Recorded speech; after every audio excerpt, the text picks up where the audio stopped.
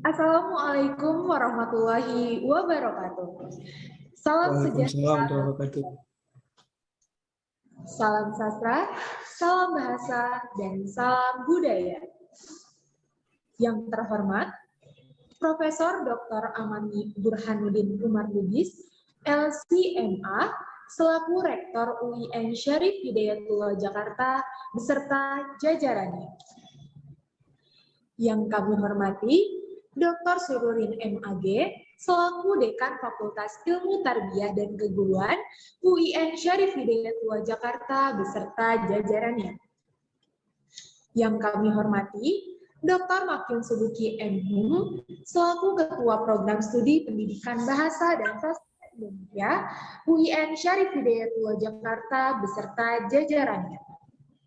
Yang kami hormati, Bapak Nurrohim Yunus LLM PhD dan Bapak Syihabul Huda MPD selaku narasumber dalam workshop Mitra Jurnal Bestari Program Studi Pendidikan Bahasa dan Sastra Indonesia UIN Syarif Hidayatullah Jakarta 2022. Yang kami hormati, Saudara Roni Adi Setiawan, selaku Ketua Himpunan Mahasiswa Program Studi Pendidikan Bahasa dan Sastra Indonesia, UIN Syarif Hidayatullah Jakarta, beserta jajarannya. Yang kami hormati, Saudari Fatma Cita Zuhur Rahma, selaku Ketua Pelaksana acara Workshop Mitra Jurnal Bestari, Himpunan Mahasiswa Program Studi Pendidikan Bahasa dan Sastra Indonesia 2022 beserta jajarannya. Dan yang kami banggakan, seluruh peserta workshop Mitra Jurnal Bestari, Himpunan Mahasiswa Program Studi Pendidikan Bahasa dan Sastra Indonesia 2022. Tiada untaian kata yang patut kita lafazkan di siang yang cerah dan penuh berkah ini, selain ungkapan syukur Alhamdulillah. Sholawat beriring salam, semoga selalu tercurah limpahkan atas kehadirat Rasulullah Shallallahu Alaihi Wasallam beserta keluarga, sahabat, tabiin, tabiat, dan tabiinnya. Semoga kita termasuk umat yang mendapatkan syafaatnya di yaumul akhir nanti. Amin.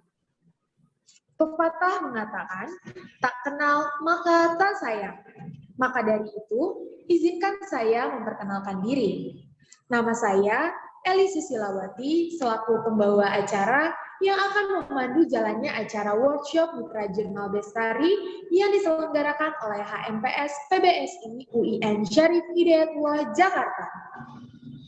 Hadirin yang berbahagia, izinkan saya selaku pembawa acara membacakan susunan acara yang akan kita lalui bersama pada kesempatan kali ini. 1. Pembukaan. 2. Sambutan. 3. Materi. 4. Diskusi. 5. Sesi foto. 6. Penutup. Untuk mengawali acara kita pada siang hari ini, marilah kita buka dengan membaca basmalah bersama. Bismillahirrahmanirrahim. Beralih ke rangkaian acara selanjutnya, yaitu penayangan video mengenai Jurnal Bestari yang akan ditampilkan oleh operator. Kepada operator, dipersilakan.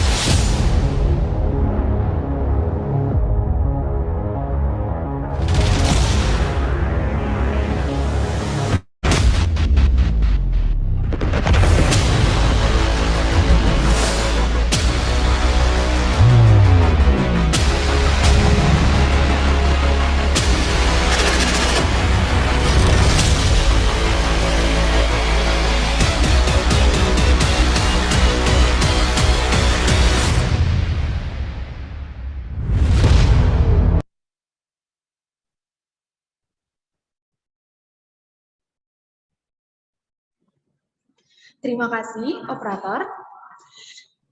Hadirin yang berbahagia, Rangkaian acara selanjutnya, yakni kita akan bersama-sama mendengarkan pengantar mengenai pengelolaan dan reviewer dari Jurnal Bestari yang akan disampaikan oleh Bapak Ahmad Bahtiar, MU, selaku pembimbing terbitnya Jurnal Bestari dan dosen pendidikan Bahasa dan Sastra Indonesia di Syarif Hidayatullah Jakarta. Kepada Bapak Ahmad Bahtiar, dipersilakan. Baik, terdengar suara saya, Elis? Kenapa, Pak? Sudah jelas suara saya? Terdengar, Pak, terdengar. Alhamdulillah, terima kasih. Baik, Assalamualaikum warahmatullahi wabarakatuh. Salam sejahtera. Yang saya banggakan, Pak Kajur PBSI, Dr. Makiun Subuki, para pengelola jurnal dan dosen-dosen PBSI serta para review serta yang saya muliakan dua narasumber kita yang sudah jauh-jauh, dua narasumber kita, Pak Nur Rahim, Ustadz Nur Rahim yang sudah jauh-jauh dari Rusia ya, dan narasumber kedua Pak Syabul Huda. Bapak Ibu yang saya hormati, tadi sudah diperlihatkan sepintas terkait tentang Jurnal Bestari.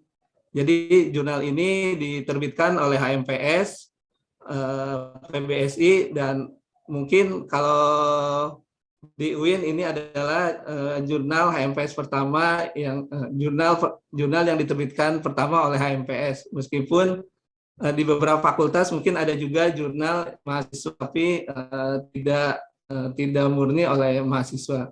Nah, Jurnal Bestari ini semua pengolahnya adalah mahasiswa, di mana sebagiannya adalah pengurus HMPS yang insya Allah akan terbit 3 kali dalam setahun dengan 10 artikel per volumenya.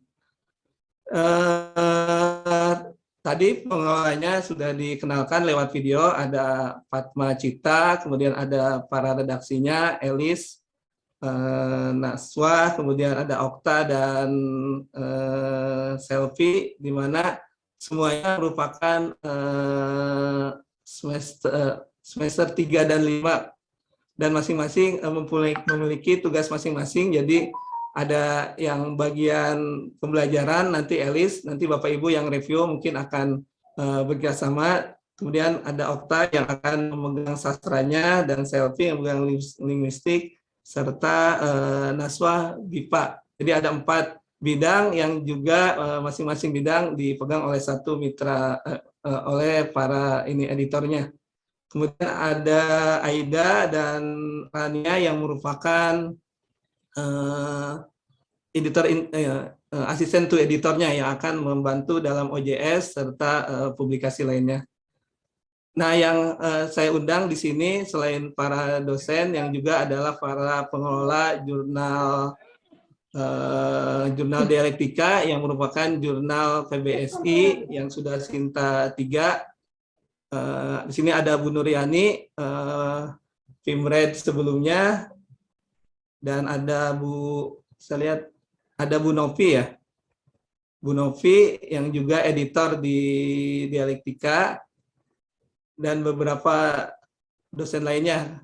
Dialektika ini sekarang Sinta 3, walaupun sebenarnya secara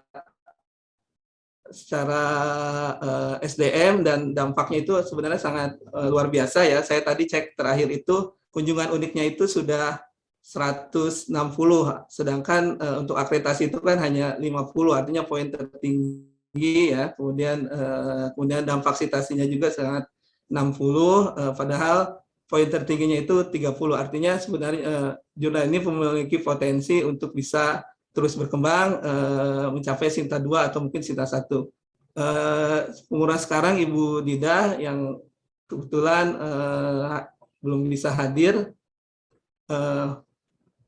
Nah, selain para dosen juga di sini kami undang para review untuk jurnal Mita Bestari yang berbagai dari unsur ya. Ada dosen ada dosen bahasa dan sastra Indonesia yang di PBSI, ada juga yang beberapa yang tersebar itu. Ada yang di dakwah, ada yang di PGMI seperti Ibu Lulu ya, kemudian ada yang di Adab seperti Ibu Darsita. Nah, kemudian juga ada unsur dari IFTABI. IFTABI itu Ikatan Prodi Tadris Bahasa Indonesia ya. Jadi di Kementerian Agama itu ada beberapa prodi bahasa Indonesia yang memiliki perkumpulan para pengurus prodi dan dosen-dosennya yang namanya IFTABI. Nah, di pengolahan jurnal ini dalam Mitra Bestari ada 5 orang dari IFTABI ya, ada dari Solo, ada Bu Ellen, sekretaris IFTABI, kemudian ada Tulung Agung, ada Cirebon, ada Banyuwangi, sepertinya sudah masuk semua di sini. Nah, kemudian juga ada beberapa sekitar UIN, ada yang dari ITB Ahmad Dahlan seperti Pak Syihabul Huda yang kebetulan sekarang jadi narasumber, kemudian ada dari Unindra, kemudian ada dari Untirta tadi Pak Desma ya, Pak Desma itu dari Untirta, dia mengelola jurnal membaca dan jurnal Riksa. Kemudian selain itu ada juga beberapa dosen yang sebarannya sangat luas ya, ada dari Aceh, Universitas Samudra, kemudian dari Sumut, ini ada Bu Riris dari UIN Sumut, kemudian dari Jember ada Ibu Dian, ini Bu Dian ini Kaprodi PBSI Universitas Negeri Jember, mungkin nanti Ibu Novi atau Pak Makyun sekiranya akan bekerjasama itu bisa melalui Ibu Dian ini.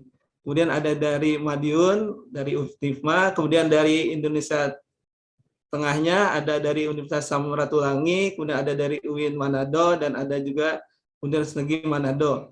Kemudian dari timurnya ada Pak Adian, mungkin Bu Novi pernah mengenal, itu dari Universitas Timor. Kemudian ada dari Papua,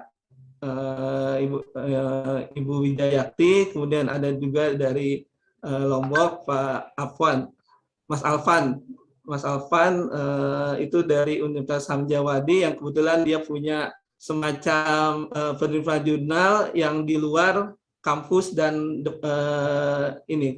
kampus dan kementerian.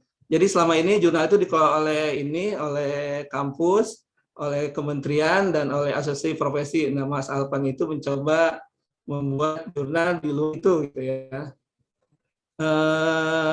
Dan beberapa, jadi semuanya ada 27 para review ini lumayan dari proporsinya baik dari perguruan tingginya maupun bidang disiplin ilmunya ini sangat sudah sangat bagus sebarannya ya. Nah, kemudian terkait acara ini, insya Allah walaupun hari ini mungkin kita namanya workshop, untuk selanjutnya mungkin kita akan punya nama sendiri yang insya Allah akan kita laksanakan secara rutin. Jadi untuk bulan ini materinya mungkin terkait nanti pekerjaan mereview jurnal. Nah, makanya hari ini kita undang Pak Nur Rohim sebagai narasumber dan kemudian Pak Syihabul Huda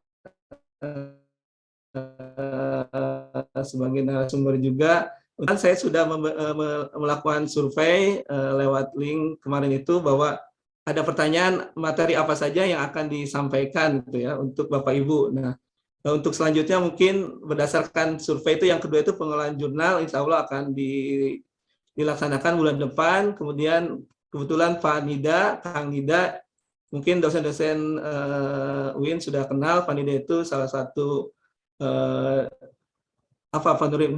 Dewa Jurnal ya. Jadi selain Pak Nur Rohim ada juga Kang Nida, Dewa Jurnal yang insya Allah kita akan undang. Dia kebetulan asisten editornya Studi Islamika ya, jurnal terbaik Islamic Study di Asia dan sekarang sudah Q1.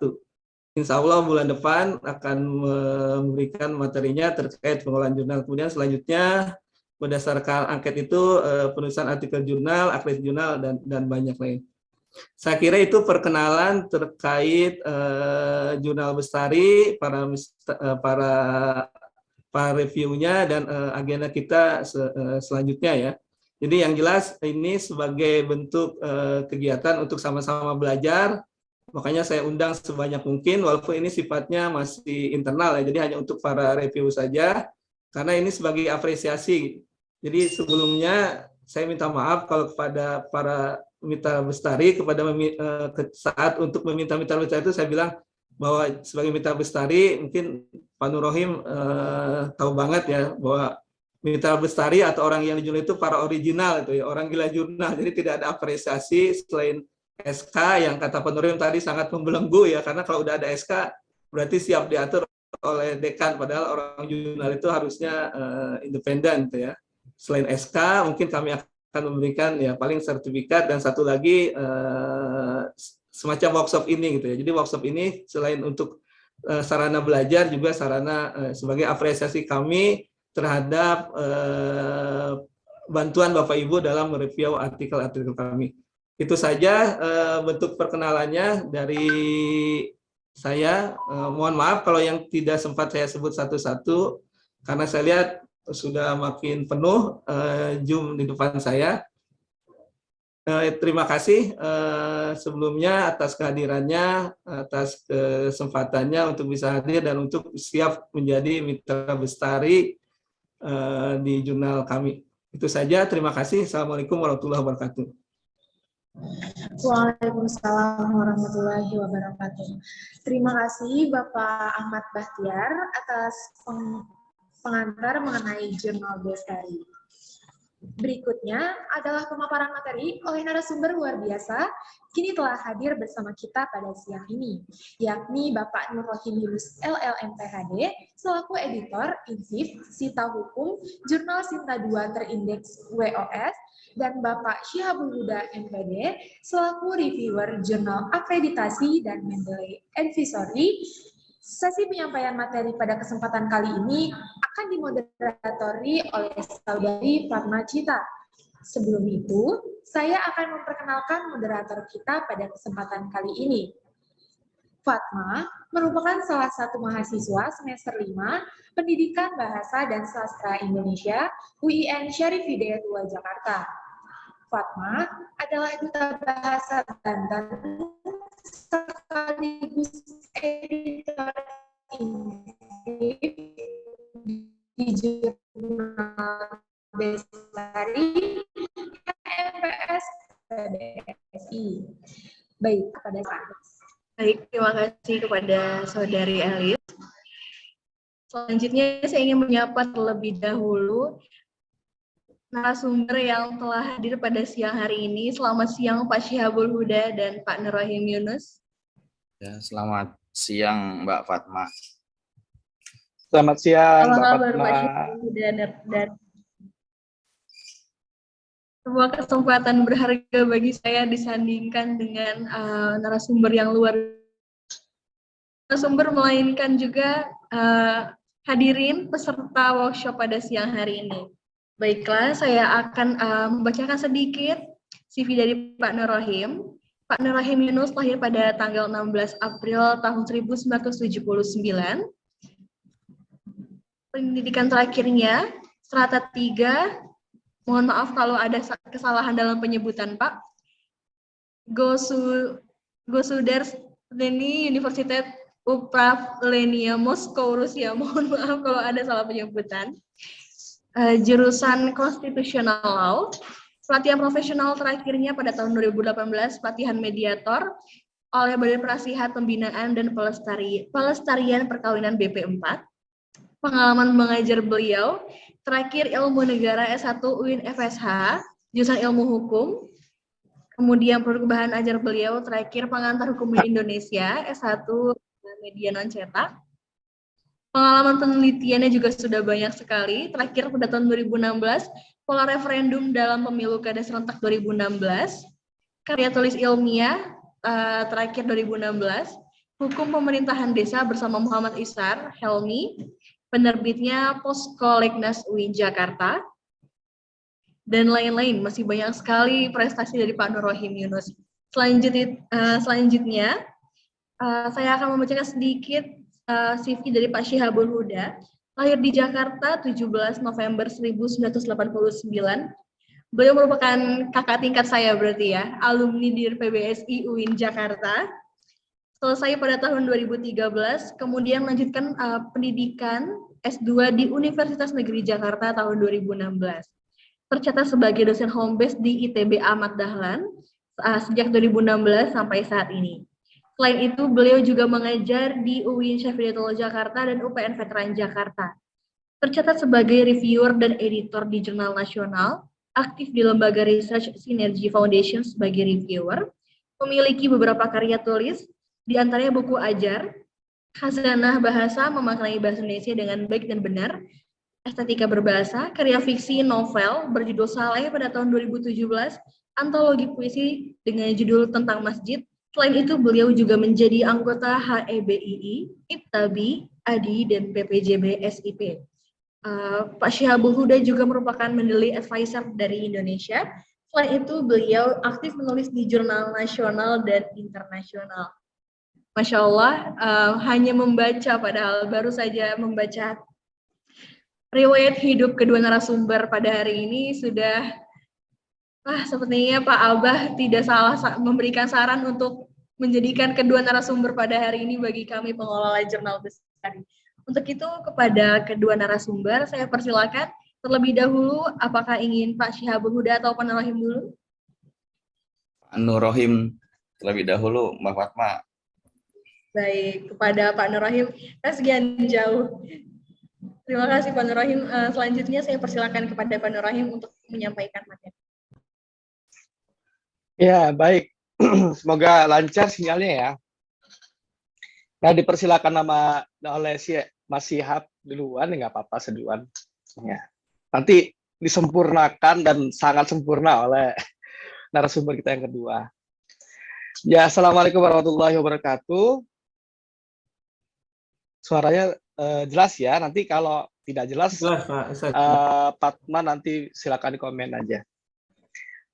Yang terhormat, pertama adalah pembimbing dan pembina Jurnalis Bestari, Abah Ahmad Bahtiar, MHum, dan juga Ibu Nuryani, dan juga yang saya muliakan, Pimret Jurnal Pimret Jurnal Bestari, Fatma Cita Hukum, dan juga rekan saya, Mas Syihabul Huda, dan juga para editor, dan juga para rekan-rekan semuanya, Pimret Jurnal yang hadir, dan juga para reviewer yang hadir pada saat ini. Di sini saya lihat ada juga nih rekan mitra saya nih, Raisa, hadir juga, ya alumni Rusia.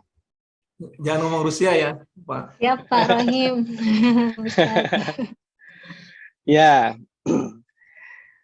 saya diminta oleh tim Bestari untuk mengisi acara ini. Cuman saya beri judul How to Review an Article. Jadi bagaimana cara melakukan review artikel.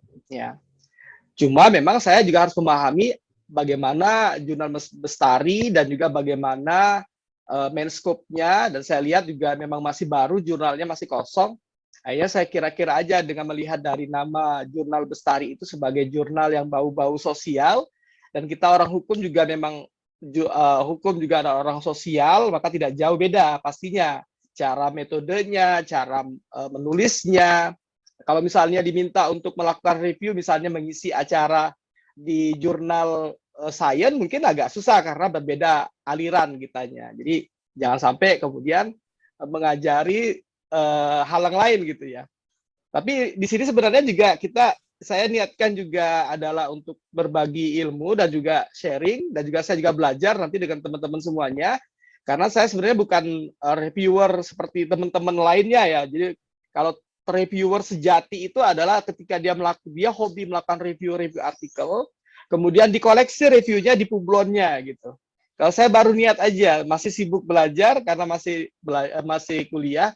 Jadi akhirnya hanya menyiapkan tempat space-nya aja di Publon untuk kemudian nanti ketika ada review di koleksi. Paling nggak ada teman-teman dari UMY, dari beberapa jurnal Indonesia, dari UII atau mungkin Undip yang minta saya review, kemudian saya masukkan di sana. Ya, masukkan, tapi belum banyak. Jadi belum segila teman-teman yang reviewer sejati tadi. Ya. Tapi nggak tahu kalau Mas Syihabul Huda mungkin sudah banyak koleksi reviewnya. Ya, karena termasuk reviewer Mendeley.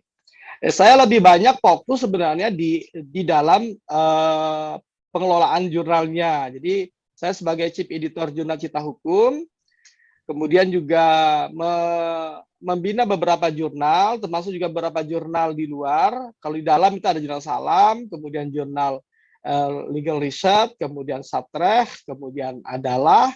Kalau di luar itu ada jurnal Mizan Wika Bogor, kemudian ada jurnal Nurani Hukum Untirta, itu juga sempat saya bina sampai Sintapat sekarang. Kemudian juga ada jurnal di Palembang. Nah, itu yang bina benar-benar dibina. Ada beberapa juga yang saya bina tapi tidak jalan karena timnya tidak super. Jadi hanya sekedar bimbing, suruh ngisi, saya mau bimbing tapi nggak jalan timnya. Karena mungkin masih mindset pikiran mereka itu karena memang pesantren mungkin basicnya, jadi namanya kampus itu dosen itu hanya ngaji, ngajar, nguji gitu. Jadi dia berpikir tuh nulisnya belum muncul. Nah, maka mahasiswa di UIN Jakarta dan juga beberapa kampus-kampus lain diharapkan memang supaya mengerti juga bahwasanya ketika nanti menjadi dosen bukan menjadi guru sebenarnya, karena dosen harus juga melakukan publikasi dan penelitian, tidak hanya ngaji, ya ngajar, nguji, ngaji beneran bagus sebenarnya. Oke, saya share screen langsung ya, supaya tidak kemana-mana nanti ngomongnya. Kalau kemana-mana nanti kena marah abah nanti. Kelihatan ya? Jadi kalau di slide ini kan umum ya, Mitra Jurnal Bestari. Jadi Mitra Jurnal Bestari itu siapa? Itu kan judul workshop yang umum sekali ya. Jadi temennya Jurnal Bestari ya, kalau temennya ya siapa aja. Tapi kalau judulnya lebih kepada how to review an article, bagaimana cara mereview, ya mungkin bisa masuk. Nah, sebenarnya begini, teman-teman. Jadi sebelum kita mereview artikel itu, kita sudah harus bisa nulis sebenarnya. Ya. Jadi syarat menjadi seorang reviewer itu pasti Mas Syihab pasti setuju nih, Mas Syabul Huda. Jadi syarat menjadi seorang reviewer itu harus bisa nulis. Syarat bisa nulis, dia harus sudah punya publikasi. Syarat menjadi seorang penulis artikel, dia harus punya banyak artikel yang banyak. Ya, jadi dia nulisnya itu tidak cuma untuk pencari kum, untuk mencari kam, apalagi untuk jabatan fungsional. Jadi itu hal lain sebenarnya. Jadi kalau nulis untuk kum, pasti dia cuma satu tulisan disayang-sayang aja. Kalau dia nulis untuk kam, untuk cari duit, pasti dia itu aja. Kalau misalnya apa-apa, dianya kemudian stres, gila mungkin nantinya. Atau kalau mau jabat fungsional, dia mau naik pangkat itu butuh satu aja tunggu sama dia. Ya akhirnya nggak naik-naik pangkatnya. Jadi kalau seorang penulis dan seorang yang disebut dengan original, orang gila jurnal, dan dia pasti adalah seorang penulis, maka dia menulis itu tidak untuk itu. Jadi itu benda lain gitu sebenarnya. Nanti ketika dia mau naik pangkat, tinggal sodorkan aja. Ya, jika tinggal sodorkan saja. Saya terus terang kemarin naik pangkat ke 300 untuk ke 3D, lektor ya 3D waktu sebelum saya ke Rusia. Itu kemudian ternyata 450 dan SK saya keluarnya malah bukan lektor saja tapi lektor kepala. Tapi ya udahlah kata mungkin salah dari sananya, tapi telanjur SK-nya resmi lektor kepala gitu. Karena belum S3. Makanya saya tulis di CV saya yang saya kasihkan Padma Cita tadi itu ada jenjangnya pangkatan lektor kepala, karena di PD Dikti juga lektor kepala tulisannya saya. Ya, mungkin nanti tinggal diperbaiki aja. Nah, kemudian temanya ini, ini juga mengenalkan ya teman-teman semuanya, karena saya adalah pimret jurnal dan saya lebih kenalnya di Cita Hukum. Jadi kalau orang kenal dengan Cita Hukum ya nggak kenal pimretnya nggak apa-apa. Tapi atau kenal saya harus kenal dengan Cita Hukumnya, karena sejak lahirnya jurnal Cita Hukum dengan uraian air matanya itu bareng-bareng tim itu ya Cita Hukum ini di UIN. Dan tidak dasarnya SK, karena kalau SK abahnya di Fakultas Syariah itu, kalau SK untuk pencairan nama kita nggak ada lagi, karena dosen yang dianya PNS nggak dapat uangnya, nggak dapat honor, dosen yang tugas belajar nggak dapat honor, maka SK jadi-jadian itu ditulis baru, ya tidak ada nama kita yang PNS dan sebagainya. Jadi SK tidak penting di jurnal. Kalaupun SK untuk pencairan, Ya itu nggak ada nama kita lagi sudah, karena nama-nama staff yang memang uangnya buat mereka aja lah. Nggak banyak juga, hanya 600.000 rupiah. Itu sekali terbit 600.000, 300.000 kok nggak salah. Jadi 2 kali 600.000. Jadi untuk beli, kalau misalnya dia pengelola jurnal untuk dapurnya, ya nggak ngebul dapurnya. Ya, jadi memang pengelola jurnal Fatma bukan untuk cari uang, ya, karena nggak ada uangnya pasti. Yang penting hobi aja. Nah, kalau indeksasi jurnal Cipta Hukum, ini pengenalan dulu. Ini kita finalnya di Web of Science, dan memang jadi rebutan orang luar. Jadi orang luar itu mereka berebut untuk nulis, tapi kalau di Indonesia Web of Science belum jadi nabinya. Nabinya orang Indonesia, penulis Indonesia itu masih Scopus, ya. Kalau Web of Science di luar, di Rusia, di Turki, itu mereka berduyun-duyun berebut, bayar berapapun mau mereka. Ini jurnal di Fakultas Syariah, Abah juga termasuk editornya, ada Ahkam, Scopus, kemudian Iktisad Sinta 2, Salam ini Sinta 4. Terus kalau jurnal Salam ini sebenarnya niatnya memang untuk bantu dosen-dosen sebenarnya dulunya, ya.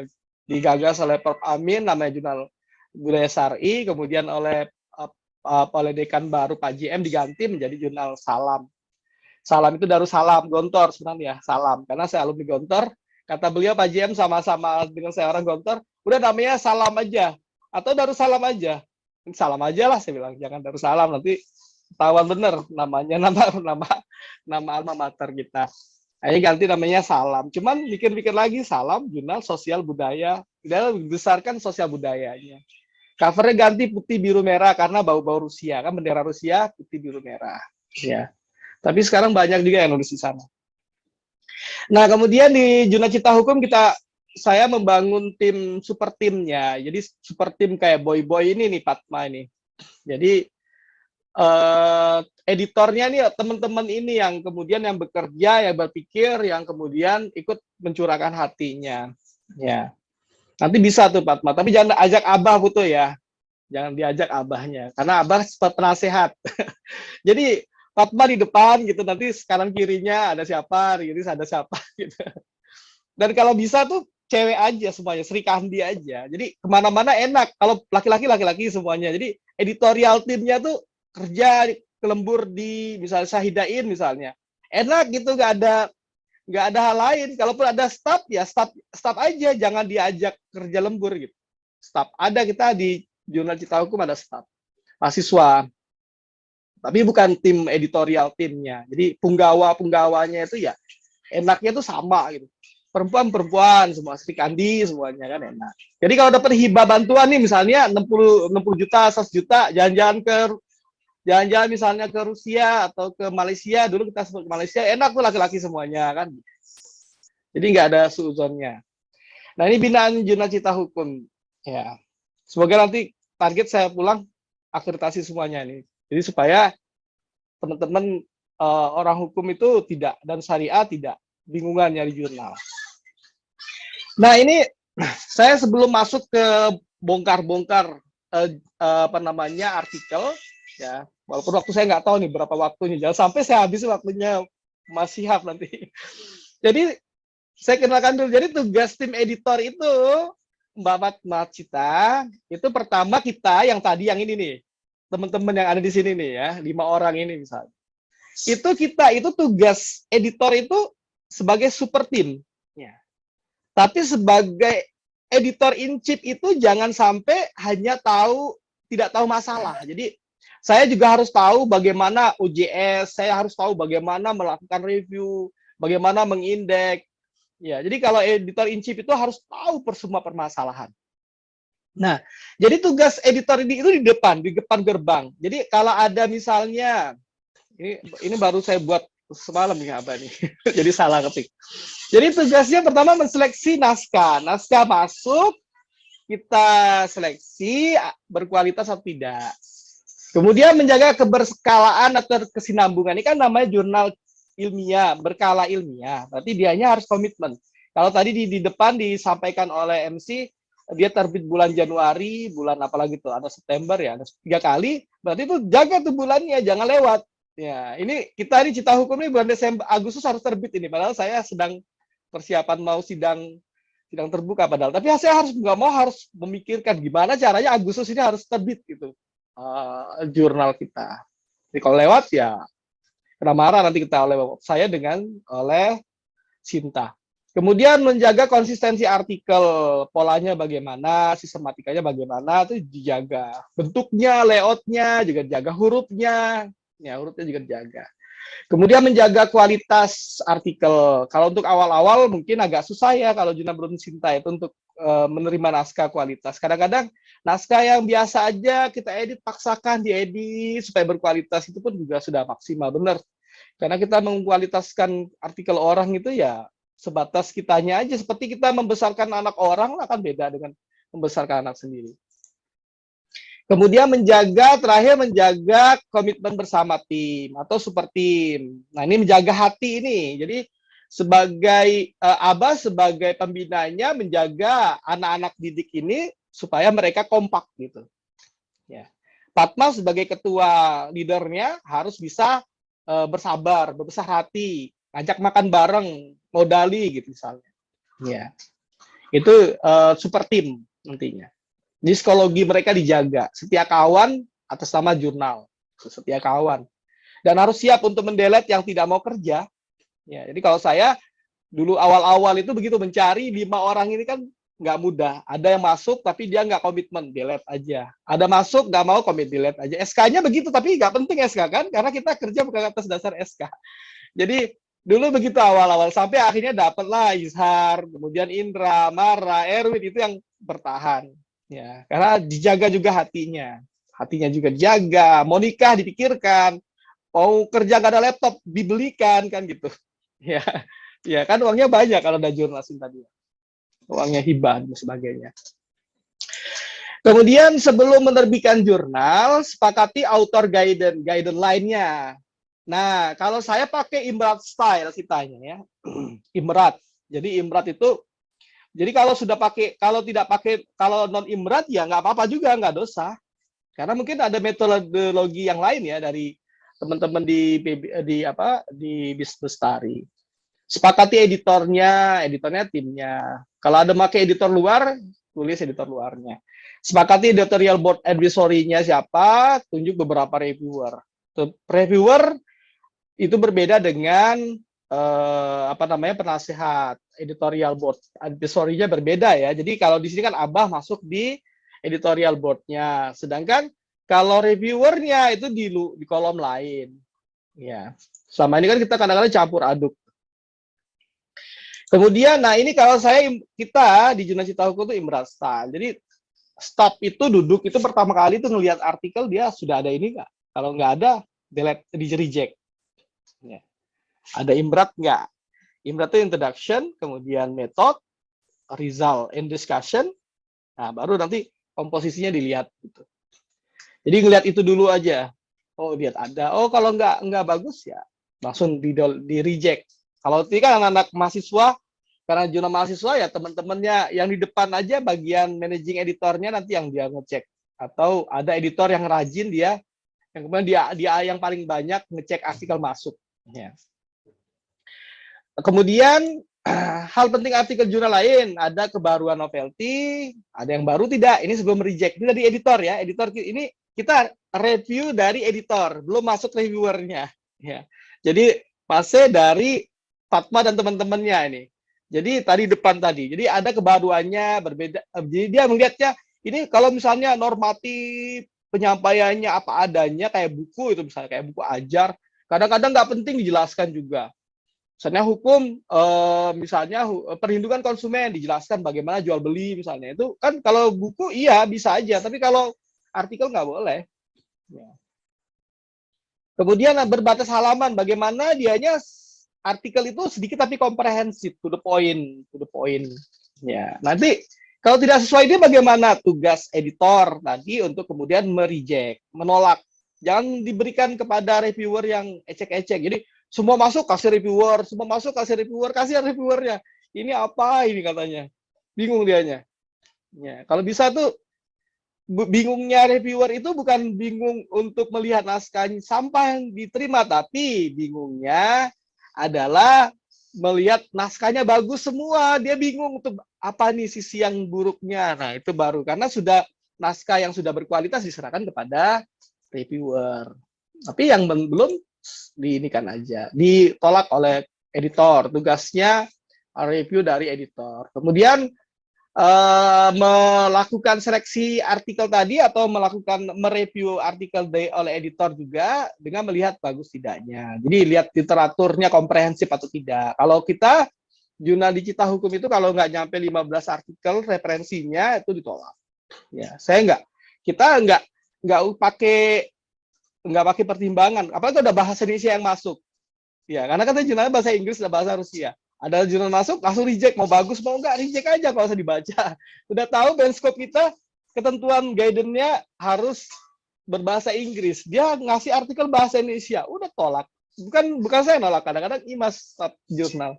Tolak sama dia. Ya. Ketika itu pakai nama kita. Jadi protes saya, mengapa artikelnya ditolak? Ya, bagaimana nulisnya? Karena teman saya ya sistem kan yang menolak akhirnya. Jadi jadi sebaik-baiknya referensi itu artikel.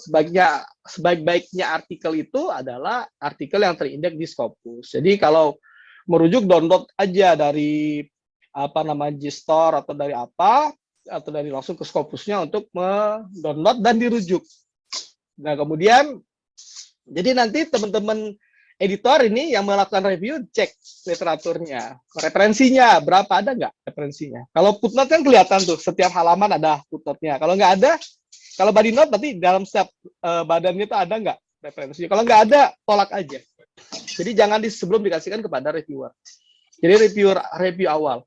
Kemudian analisis risetnya, sistematikanya baik nggak. Kalau tadi pakai IMRAT, berarti dia ada nggak metodenya. Kalau nggak ada, reject aja, tolak aja langsung. Ya. Jadi tegas-tegas aja ya. Tapi ini nggak tahu kalau masih awal-awal yang belum Sinta kayak Lestari ini bisa nggak tegas. Ini kan bisa tegas itu kalau sudah Sinta 2 ya. Atau sudah Scopus baru enak nolak. Kemudian dia rumusan masalahnya konkret nggak, tujuan dan rumusan masalahnya. Kemudian tulisan artikel yang berkualitas menggunakan metode apa? Jelas. Kalau misalnya di teman-teman sastra pasti punya metode tersendiri. Kalau kita orang hukum kan punya metode kualitatif, normatif, yuridis, kemudian literatur, kadang pendekatannya dengan interview, kadang juga dengan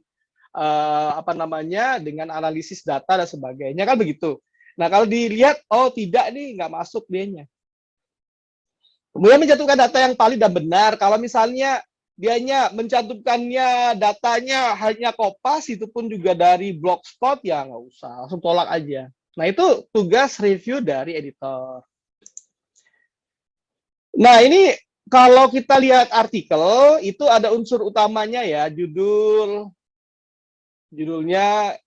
harus singkat, jelas, ada gagasan utamanya, biasanya variabel biasanya. Kemudian kesesuaian judul dengan main scope jurnal. Kalau dianya jurnal sastra, ada yang masukkan kemudian dianya matematika, ya jelas langsung tolak. Walaupun bagus matematikanya, nanti Pak Atma lihat tuh bagus bener nih artikelnya. Bagus tapi Pak Abah terima aja ya, bukan main scope kita ya, tolak aja. Nanya misalnya. Atau apa? Jadi kalau tidak masuk ke bidang jurnal ya langsung tolak, walaupun bagus ya. Nah, kemudian author name dan afiliasinya, nama depan, nama belakang, kemudian keterangan penulisnya, dari mana penulis, afiliasinya. Nah, kalau kita kan kalau misalnya mau submit itu kan sebenarnya diminta ya, misalnya ORCID-nya, Google Scholar-nya, kemudian ID Scopus-nya. Saya contohkan ya misalnya ini. Misalnya langsung aja, misalnya di depan aja. Misalnya kita mau registrasi ke Jurnal Salam misalnya. Di sini kan ada username-nya, password-nya. Kemudian nanti di bawahnya kan dia minta afiliasi diisi. Tanda tangan mungkin sunnah ya. Emailnya ada ORCID ID-nya. Kalau dia nggak punya ORCID ID, kalau memang misalnya jurnalnya sudah serius, tolak aja ya.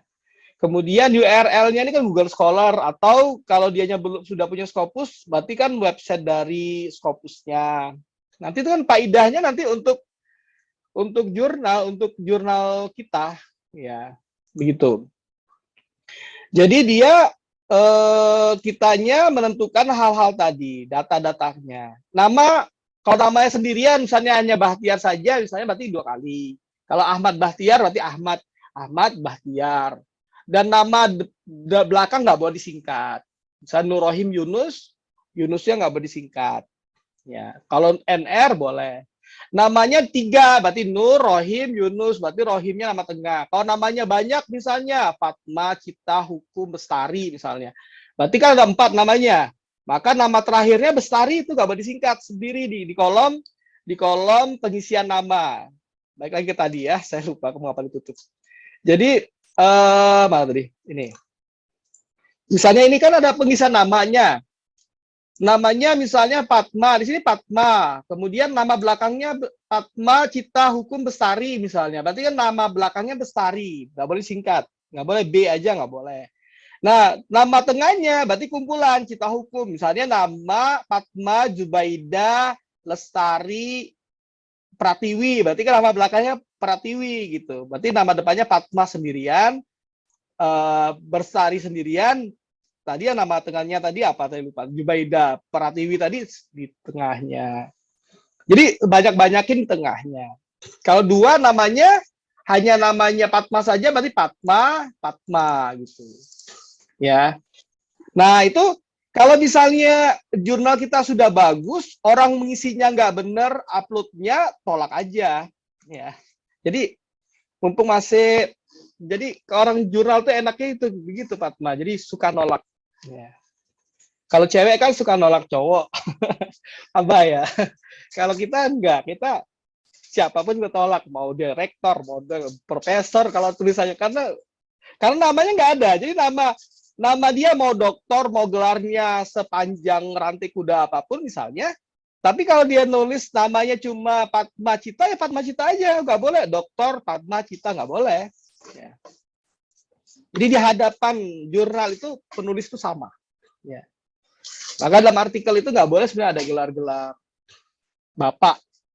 Wawancara kepada Ibu Sri, ditulis Ibu Sri. Ditulis di jurnal, nggak boleh ada nama Ibu, delete nama Ibu. Langsung Sri, kepada Sri. Gitu. Pak Desa juga sama. Misalnya. Ya. Kemudian keywordnya juga dicek. Apa kata kuncinya? Sudah mewakili tidak kata kuncinya? Pendahuluan. Nah, pendahuluan itu nanti oleh reviewer dari editor, belum masuk ke reviewer.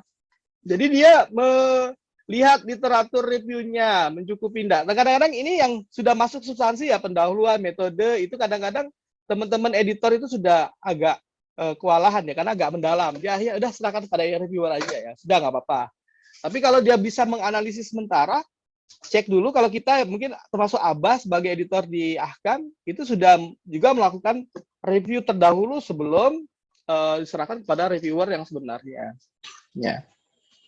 Keunikannya, novelty-nya, kemudian metodenya juga tadi sesuai yang tadi sama yang tadi ya. Kemudian result and discussion-nya, deskripsi tujuannya, pertemuannya, apa unsur apanya itu ada, what-nya ada, kemudian why-nya mengapa, dan sebagainya, kemudian ada hal lainnya. Jadi kalau misalnya di dalam hasil temuan, result itu kan terjemahannya finding ya, temuan atau hasil temuan. Artinya bahan-bahan dasar sebenarnya. Hasil temuan, masalah, dan kemudian didiskusikan gitu. Kalau dalam teorinya Imrat tadi.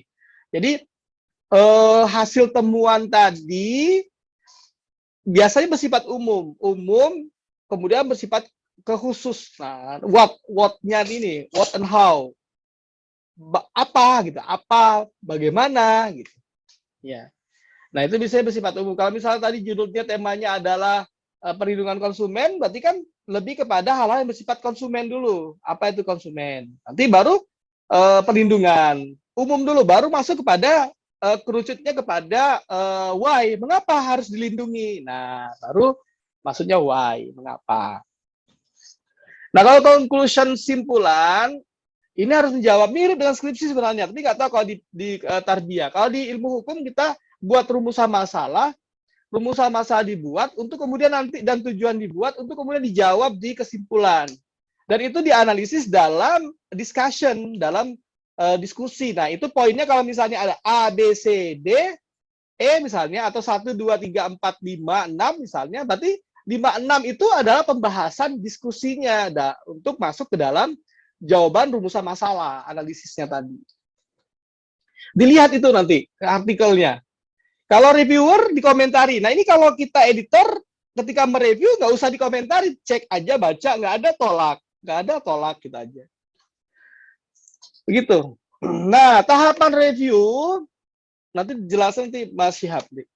Tahapan pertama review awal dari editor untuk screening. Screening selain tadi substansi tadi ya. Kalau substansi mungkin nggak mau terlalu mendalam ya silakan pada reviewer. Maka pertama cek sistematikanya, kalau pakai mazhabnya Imrat tadi, maka dia kalau tidak pakai Imrat tolak.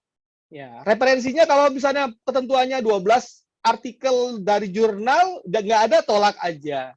Ya. Atau kembalikan kepada penulisnya kalau bagus. Ya, kalau kenal. Tolongnya tambahkan ya. Tolak tapi suruh submit ulang. Itu kan bagus sebenarnya ya, Abah ya. Kalau misalnya jurnal itu banyak-banyak nolak. Nanti kan oleh asesor akreditasi ngelihat berapa banyak dia menolak. Ya, kayak Padma nih, berapa banyak menolak cowok. Dilihat, oh 100, oh berarti cantik nih anak ini. Gitu. Dikoleksi. Ya, koleksi, seleksi, resepsi kan gitu. Resepsinya dengan publish jurnal. Nah, kemudian kualitas awal artikel juga dicek. Kemudian plagiasi Turnitin. Sebenarnya enggak, Turnitin juga termasuk tuh, jadikan alasan untuk kita menolak.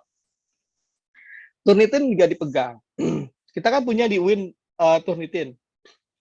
Sudah semuanya lengkap, sistematika bagus, referensinya banyak, kualitasnya lumayan. Cek Turnitin. Jangan-jangan artikel orang diterbitkan. Ya. Dan pastikan naskah yang akan diberikan kepada reviewer ada naskah yang sudah bukan asal-asalan. Jadi reviewer itu dapat artikel yang sudah bagus benar dianya. Ya, kasih ucapan selamat pusing Anda. Artikel bagus semua ini.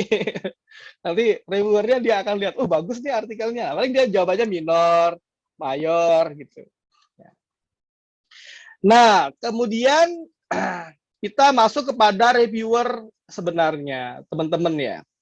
Nah, teman-teman ini melakukan mereview. Biasanya review itu ada dua pola sebenarnya. Review melalui OJS, ya OJS tetap yang bagus melalui OJS. Nanti ketika dia masuk, dia diundang, bisa masuk ke email. Saya nggak contohkan, lupa saya taruh email. Diundang di email, kemudian permohonan menjadi reviewer. Kemudian setelah itu kita oke-kan, klik. Kemudian nanti kita oke-nya itu nanti masuk ya. Saya contohkan aja kali. Jadi masuk oke-nya itu sama dengan ketika kita di dalam jurnal, ya posisinya siap menjadi reviewer. Misalnya mana ya contoh, apa namanya? Saya punya banyak ini soalnya, punya banyak apa namanya Piranti. Ya. Misalnya ini jurnal di jurnal Binansa ini, kelihatan ya. Jurnal Kepastian Hukum. Misalnya ada artikel nih kita lihat. Nah, ini pertama ada masuk artikel di dalam di sini ada beberapa artikel yang kelihatan. Saya login dulu. Saya sudah login lah sebenarnya. Berapa artikel yang masuk misalnya? Masuklah Fatma melihat dengan editornya ada 39 artikel masuk misalnya. Kemudian setelah itu dilihat artikelnya, misalnya peran wanita karir dalam ekonomi Islam. Ini jurnal hukum padahal. Ya, diklik sama dia, nggak nyambung kan peran wanita karir dalam ekonomi Islam. Kalau nggak nyambung begini, jurnal hukum tapi bahas tentang peran wanita karir dalam ekonomi Islam, judulnya tidak nyambung. Ini editor, teman-teman Fatma dan sebagainya langsung aja reject arsip submission. Ya, supaya tidak diprotes, jangan di skip email Fatma, tapi dikirim kepada emailnya. Kirim supaya Pak Tohari ini dia yang ngirim artikelnya tahu kalau artikel ditolak, ya tolak kirim, ya itu satu. Jadi artikel tidak sesuai. Ada lagi misalnya, kemudian ini misalnya ada lagi buka lagi artikelnya sama nih, bagus nih main scope-nya, misalnya mana yang hukum ya, hukum pembuktian akta pengoperan hak atas tanah misalnya. Ini masuk scope kan? Scope di jurnal ini. Misalnya di Stari tadi misalnya sesuai. Berarti kalau begitu tidak langsung reject, tapi dicek naskahnya, dibuka naskahnya, di original filenya, ya. Ini masih editor gitu Mas. Ya. Kelihatan nggak ya? Kalau gitu saya buka dari artikelnya. Entah. Kita buka artikelnya, dicek dalamannya apakah sudah sesuai apa tidak. Saya tunjukkan ya teman-teman. Kalau dia tidak sesuai, mana? Saya pastikan ini tidak sesuai. Karena saya kalau suruh ngecek artikel, biasanya saya suka nolak saya. Hey, kalau ya agak killer saya kalau nolak pilih-pilih artikel. Dengeran suaranya nggak putus ya. Terus sistem. Nah, hukum pembuktian akte pengoperasian hak atas tanah, lihat nih. Kita kan pakai imrat. Dia ada abstrak, nggak ada kata kuncinya, satu dosanya. Pendahuluannya kita kan pakai referensinya ya. Ini umum aja. Langsung kesimpulan. Ini benar-benar ini ya. Berarti artikelnya kita tolak nggak Fatma nih kira-kira? Ini dari editor nih. Ditolak nggak kira-kira? Dilihat dari artikelnya saja. Maka kemudian Fatma sebagai editor dan teman-teman melakukan penolakan. Maka kemudian setelah lihat artikelnya kita reject artikelnya. Ya. Bilang aja kalau di sini kan artikel kalau bahasa umumnya dia tidak sesuai dengan ketentuan ya itu aja pakai nggak apa-apa. Ya, kalau mau dikomentari lain silakan aja. Febi Ayu Wulandari artikel Anda nggak bahasa Indonesia tidak sesuai dengan sistematika ya silakan aja. Tapi umum aja tidak sesuai dengan main scope ditolakannya. Itu pola kedua ya. Tolakannya. Artikel tidak sesuai. Nah, kalau ada artikel yang bagus, ini biasanya jurnal ini kan jurnal belum akreditasi, jadi nggak jarang yang bagus. Jurnal Cita Hukum aja nih kita lihat ya. Kelihatan nggak jurnal Cita Hukumnya? Kelihatan Fatma? Sudah, Pak. Nah, jurnal Cita Hukum Pak banyak dari luar negeri nih, dari Rusia, dari macam-macam, dari Ukraina, dari Vietnam. Kita Indonesia aja. Saya biasanya kalau Indonesia kita agak susah masuknya, jadi kita langsung eksekusi aja. Pak Budiono misalnya. Tapi semoga beliau nggak ada di sini ya. Tapi ada di sini ketahuan. Budiono kita lihat artikelnya. Ya, kita lihat artikelnya sudah sesuai belum?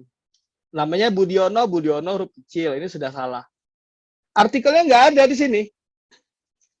Ketika ini alami ya, tidak saya buat-buat ya. Jadi ada artikel masuk Cita Hukum ini Budiono ini resmi dia masuk Pak Budiono atau apa Ade atau apa nih. Nah, ini dia masukkan ke judulnya Questioning the Idea of the Three Period of President Service. Bagus ya, HTN mungkin maksudnya, tapi lebih ke politik sebenarnya. Kalau dia judulnya bau-bau HTN, hukum atau politik, lihat isinya, ada regulasinya enggak. Kalau dia tidak ada hukumnya, berarti dia kita tolak. Tapi ini udah jelas tidak ada lampirannya, tolak aja. Nanti sampai ke dianya. Ya. Tolak, ada nama kita ya, ada nama kita, ada email kita. Kalau dia mau protes, protes aja ke email kita. Ya, kita tolak. Ini langsung nolak. Biasanya memang sebaik-baiknya jurnal itu adalah tidak menggantung. Ya, editor, Fatma. Jadi kalau ada tulisan di sini ada 19, jangan digantung lama-lama. Langsung aja eksekusi. Ya, Anda kurang ganteng, tolak. Jangan diemin aja. Di PHP, diajak makan, apa. Jangan, langsung tolak aja. Maaf ya, saya nggak bisa. Kamu bukan tidak levelnya Bestari. Tolak. Jadi supaya nggak digantung gitu. Abah ya, Abah suka gantung nggak Abah? Jadi kita sama Pak Rahim ini udah ahli sekali ya. menolak ya. Oke, ini kelihatan nggak jurnal salam? Jurnal salam ini kelihatan nggak, Fatma? Kelihatan ya? Terlihat Pak. Salam ya, jurnal salam. Soalnya dia kadang-kadang pindah, ini nggak kelihatan. Nah, misalnya jurnal salam masuk, ini padahal dia puluhan, tapi kok hanya 4? Karena barusan saya eksekusi kemarin, kalau soal udah terisi lagi. Ya. Misalnya kita lihat artikel yang masuk, saya yakin ini bagus nih artikelnya. Jadi kan dia sosial budaya ini umum nih ya. Ada jurnal yang masuk misalnya, ada artikelnya, oke, kemudian dia judulnya juga masuk ya, non-fungible token as digital asset according to the principle of international, masuk dia ya, karena tema Salami jurnalnya multidisipliner, ilmu sosial. Maka kemudian setelah itu kita lihat artikelnya, anggaplah oke, kemudian baru kita tunjuk editornya. Editornya siapa, Fatma? Misalnya kita tunjuk temennya Elis misalnya. Maka cari nama Elis. Oh, ini namanya Elis nih. Kita tunjuk dia sebagai reviewernya, editornya, tim kita. Ya, kirimlah surat ke dianya misalnya. Tapi jangan di skip ya. Nah, maka dia sebagai editor Elis misalnya. Kemudian Elis dia buka di akun dia.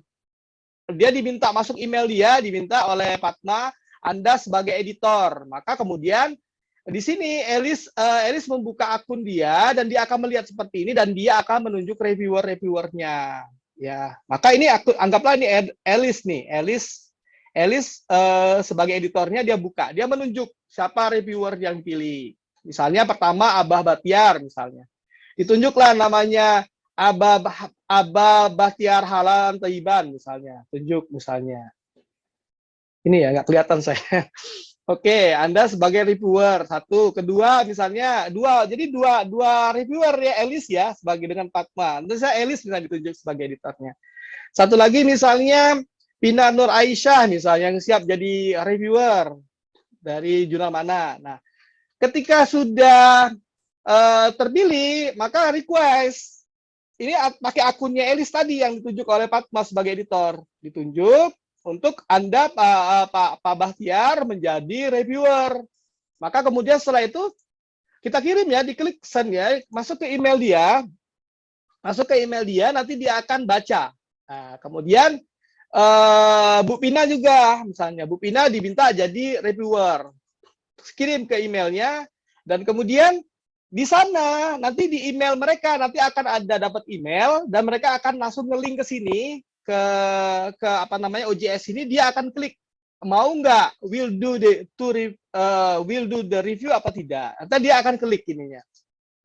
Misalnya Abah yang buka, maka Abah akan masuk ke sistemnya dan kemudian Abah akan mengklik saya mau mereview katanya. Kalau dia nggak mau, Abah nggak mau, maka didiamin aja sama dia atau ditolak gitu ya. Misalnya Abah mau, maka Abah ketika pakai emailnya dibuka oleh Abah dan Abah download artikelnya dan kemudian dia download oleh Abah, misalnya ke akunnya Abah download artikelnya, dicek dan dibaca dan Abah sebagai reviewer begitu. Ya. Tapi yang dikasihkan Abah oleh Elis sebagai editor tadi juga melakukan review yang tadi saya jelaskan tadi, yang awal-awal tadi. Jangan sampai yang dikasihkan itu masih terlalu mentah, ya. Nah itu kemudian Abah melakukan review-review dengan dasar yang lebih detail. Ya sebenarnya saya juga sudah buatkan juga untuk mereview ini 1 sampai beberapa ini, cuman saya takutnya waktunya nanti habis, nanti Mas Syihabuddin nanti kehabisan waktunya, mungkin nanti bagi waktu aja. Nanti kalau misalnya ini kan sebenarnya agak sama dengan yang tadi ya, naskah, review judul dan sebagainya, cuman lebih detail aja. Cuman saya sudah hampir 1 jam ya saya ngomongnya, mungkin bagi waktu dengan Mas Syihabuddin, nanti Syihabuddin menjelaskan, Mas Syihabul Huda menjelaskan, nanti kemudian nanti teman-teman bisa bertanya dan kita akan langsung praktek. Mungkin itu saja dari saya, panjang ya Mas ya. Ya, itu saja dari saya kembalikan kepada moderator Pak. Baik, terima kasih Pak Nur Rohim. Dari pemaparan materi yang telah disampaikan oleh Bapak, saya punya pandangan baru tentang jurnal. Ternyata apa yang saya anggap sulit selama ini sebagai mahasiswa, ternyata lebih sulit lagi sebagai seorang pimpinan redaksi atau tim jurnal untuk menyeleksi naskah-naskah. Karena bukan tidak mungkin sebagai seorang pimpinan redaksi kita harus lebih banyak membaca. Selain membaca naskah yang dikirimkan oleh para pengirim jurnal, kita juga harus membaca lebih dahulu supaya keilmuan kita bertambah sebelum mereview jurnal yang diberikan. Terima kasih Pak Nur Rohim. Saya sudah ada beberapa pertanyaan, tapi mungkin saya simpan terlebih dahulu. Selanjutnya saya akan beralih ke Pak Syihabul Huda. Apakah sudah terhubung, Pak? Ya, halo Fatma. Ya, baik. Pak Syihabul Huda, apakah sudah siap untuk memberikan materi?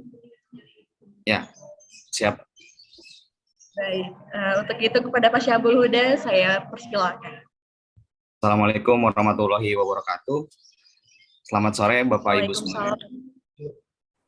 Yang terhormat Ketua Program Studi Pendidikan Bahasa dan Sastra Indonesia UIN Syarif Hidayatullah Jakarta, Dr. Makyun Subuki M.Hum. Yang terhormat Pak calon doktor ya, Pak Ahmad Bahtiar M.Hum, Pak Nur Rohim, Editor in Chief dari Jurnal Cita Hukum, yang merupakan orang tua dari Fatma Cita ya, karena sama-sama ada kata citanya tadi ya Pak Nur Rohim. Kemudian ada teman-teman juga dari PBS ini yang merupakan dosen-dosen saya, ada Ibu Mahmudah, Bu Novi, Bu Nuryani, Bu Nur Samsia, dan ada teman-teman lain juga, ada Pak Desma yang kebetulan saya juga pernah menulis di jurnalnya Pak Desma di Riksa Bahasa, dan ada Bapak Ibu semuanya yang saya hormati. Sebenarnya tadi paparannya sekalian aja bisa diambil semua oleh Pak Nur Rohim, malah lebih luar biasa gitu ya, karena paparan Pak Nur Rohim sudah sangat detail dan juga sudah sangat lengkap ya. Tadi saya sedikit menyinggung yang disampaikan oleh Pak Nur Rohim ya, memang sangat berat nanti tugas Fatma sebagai editor in chief ya di Jurnal Bestari ya. Pertama mungkin Jurnal Bestari kan banyak menerima naskah yang mungkin belum siap seperti yang tadi disampaikan oleh Pak Nur Rohim, dan Fatma ya mungkin harus mengambil tindakan tegas ya dengan melakukan perijekan atau penolakan gitu ya terhadap naskah yang mungkin seperti tadi Fatma lihat sendiri ya, langsung kesimpulan ya tadi di bagian akhir. Kemudian nanti kalau sudah terakreditasi seperti jurnalnya Pak Nur Rohim, mungkin banyak WA masuk ke Fatma ya, mungkin minta titipan untuk BKD dan lain sebagainya, itu saya rasa sudah umum ya, nanti melobi-lobi Fatma gitu ya. Jadi bukannya sekadar cowok yang melobi Fatma untuk ngajak jalan lagi, tapi nanti udah lobby-lobiannya ada dosen yang melobi nih, Fatma ini saya buat akreditasi, nanti buat kenaikan pangkat lah, buat apa yang tadi Pak Nur Rohim ya, selain butuh kum juga ada butuh kam gitu ya. Tapi kalau orang original mungkin seperti Pak Abah itu menyabet semuanya gitu ya, seperti publikasi yang sudah cukup banyak itu dari Pak Abah sendiri dan Pak Nur Rohim tadi artikel Scopusnya. Mungkin untuk mengefektifkan waktunya karena sudah 15.26 ya, saya hanya sedikit saja menambahkan Fatma dan Pak Nur Rohim, mohon izin karena saya juga sebenarnya ini seperti di ospek ya oleh Pak Abah, karena Pak Abah dosen saya dan saya nggak boleh menolak itu, nanti saya dosa gitu.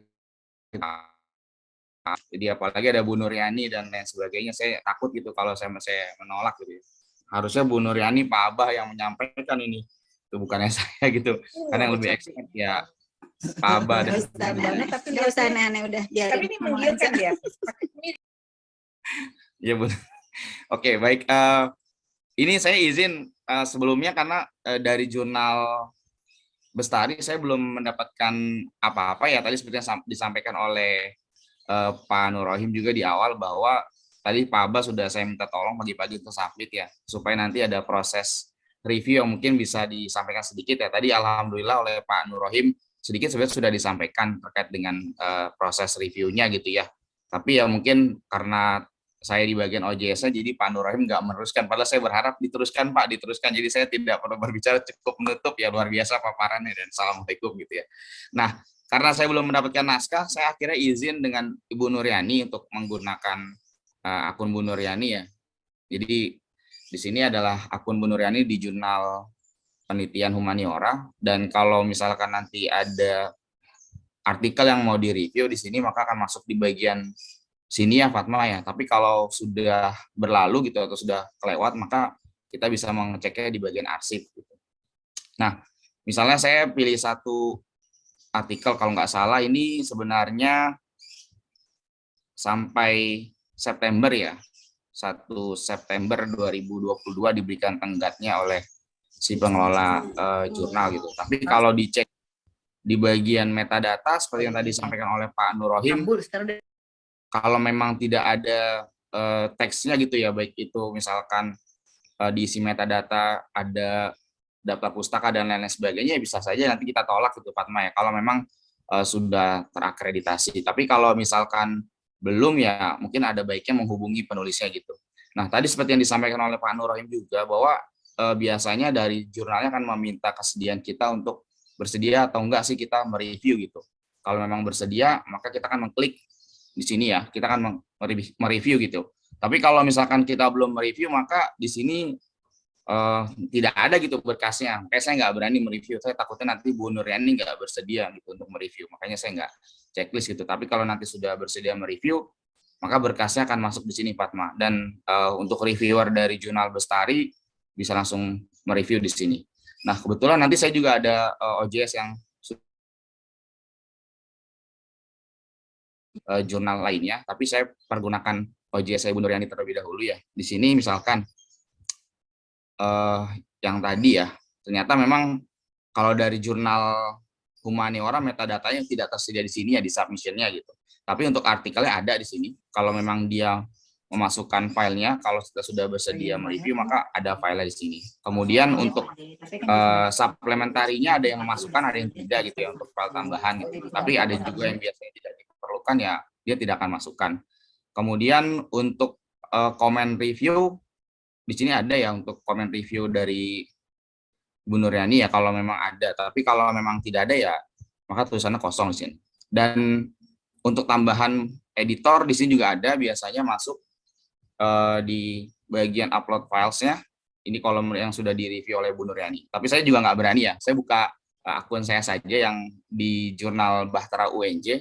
Tapi ini mungkin OJS-nya agak berbeda dengan OJS UIN ya. Ini kayaknya OJS yang terbaru ya Pak Abah ya. Kalau tidak salah ini OJS 3 ya. OJS 3. Ya Bu Nuryani ya, benar. Ya, betul. Bu Nuryani yang lebih expert sebenarnya. Ya. Nah, kalau di sini saya juga sudah selesai mereview gitu ya. Untuk artikel yang masuk gitu. Misalkan saya buka satu artikel ya, ini sudah selesai gitu. Tapi kalau misalkan belum ya nanti di bagian depan di sini akan ada artikel yang mungkin akan saya review gitu ya, Fatma dan teman-teman semua. Tapi kalau misalkan ini sudah berlalu, maka sama seperti sebenarnya dengan OJS 2, enggak terlalu berbeda gitu. Cuma menurut saya OJS 3 lebih simpel gitu ya. Cuma gimana ya, karena terbiasa dengan OJS 2, mungkin kita lebih nyaman melihat dari OJS 2 dibandingkan dengan OJS 3. Tapi lebih simpel dan lebih enak digunakan OJS 3.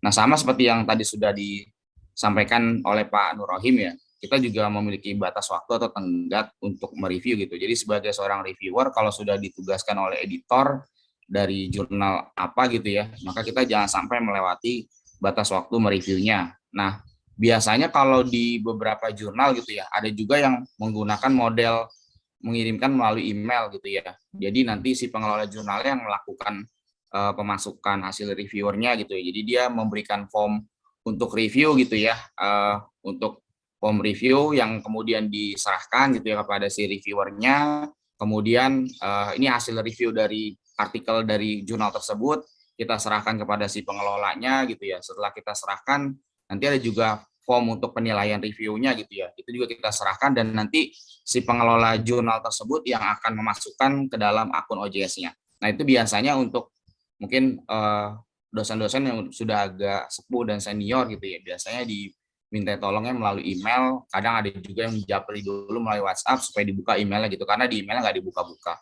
seperti yang tadi disampaikan oleh Pak Nur Rohim. Tapi lebih baik ya memang melalui email, apalagi lebih banyak menolak gitu ya. Saya kalau ikut rapat jurnal dialektika di PBSI itu agak ngeri Pak Nur Rohim, karena Pak Abah sama Bu Nuryani kerjanya nolak artikel gitu. Jadi saya juga takut kadang mau submit ke jurnal dialektika gitu. Ngeri ditolak gitu ya, belum mau kirim aja udah takut gitu kalau ngelihat rapatnya dialektika gitu. Jadi di reject dan cukup banyak di reject seperti tadi Pak Nur Rohim juga ya. Nanti kalau misalkan seorang reviewer biasanya disediakan juga template ya. Biasanya ada juga mungkin reviewer baru kalau misalkan dia belum tahu gitu ya bagaimana template penulisan. Nanti Fatma alangkah baiknya menyediakan untuk reviewer guidelines-nya seperti yang tadi Pak Nur Rohim sudah sampaikan. Jadi nanti si reviewer akan mengacu pada bagian ini ya. Tapi alangkah baiknya di tahap awal ketika mereview dari pihak editor itu sudah menolak kalau memang nggak sesuai gitu dengan fokus and scope dari jurnal tersebut gitu ya. Nah, kemudian di bagian download and review di sini kita bisa sebagai seorang reviewer kita bisa langsung mendownload gitu ya artikel yang mau kita review. Nah, kemudian posisi sebagai seorang reviewer yang penting jangan sampai kita memperbaiki naskahnya gitu ya. Kita hanya memberikan masukan gitu terkait dengan artikel tersebut layak atau tidaknya nanti untuk diteruskan ke dalam proses berikutnya. Tapi kadang ada juga di beberapa jurnal baru ya, saya menjadi reviewer tapi sekaligus diminta memperbaiki juga gitu, langsung diminta tolong untuk perbaiki gitu naskahnya supaya nanti tinggal di submit gitu ya. Jadi kerjanya ganda gitu. Mungkin kalau kata Pak Nur Rohim ya karena original ya nggak mengharapkan adanya imbalan apapun ya Pak. Jadi sudah memperbaiki dan sekaligus diserahkan ke editor dan editor akan memperbaikinya lagi gitu. Secara mungkin tugasnya nggak benar gitu kayak gitu ya. Tapi karena memang permintaan dari pengelolanya ya apa boleh buat gitu ya. Apalagi jurnal-jurnal baru yang mungkin butuh tulisan gitu dan belum terakreditasi. Tapi kalau sudah terakreditasi ya bisa langsung ditolak.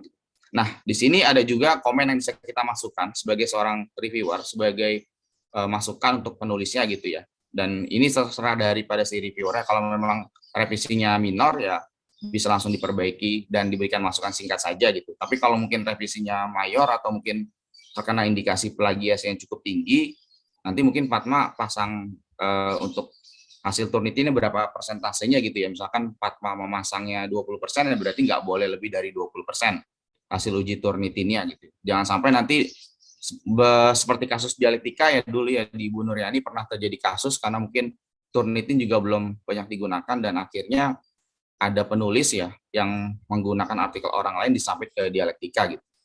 Dan baru ketahuan gitu ya.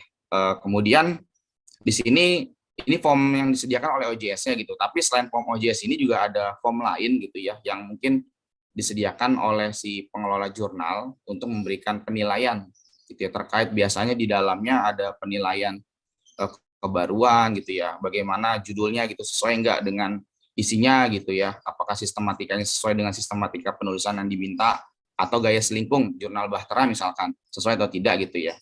Dan kalau sudah nanti ada biasanya kalau di OJS 2 itu formnya kecil-kecil gitu ya, kalau di OJS 3 ini lebih besar gitu ya, dan ini adalah file yang sudah selesai direview, file yang ini tadi yang sudah saya ambil gitu ya, ini karena filenya ada di perangkat saya yang lain, ini revisinya hanya minor, jadi nggak terlalu banyak gitu ya revisinya, dan ini juga sebenarnya sudah ditelaah oleh Kaprodi S2 pasca UNJ gitu ya, jadi saya tinggal terima dan seperti kata Pak Nur Rohim tadi gitu, kalau sudah benar-benar diseleksi di awal sebagai seorang reviewer, kita mau ngapain lagi gitu, sudah ditelaah lebih awal gitu ya, mungkin hanya sekadar ada kerjaan aja gitu biar dapat sertifikat gitu buat BKD mungkin di akhir gitu ya Pak Nur Rohim. Dan kemudian di sini ada saran dari kita sebagai seorang reviewer, kalau kita mau baca, kalau di OJS 3 ini ada tersedia gitu ya, tapi kalau mungkin di OJS 2 juga ada formnya tapi kecil-kecil gitu ya, di bagian sebelah kanan gitu ya, atau sebelah kiri. Ini kita bisa pilih nih sebagai seorang reviewer gitu. Misalkan langsung diterima seorang reviewer.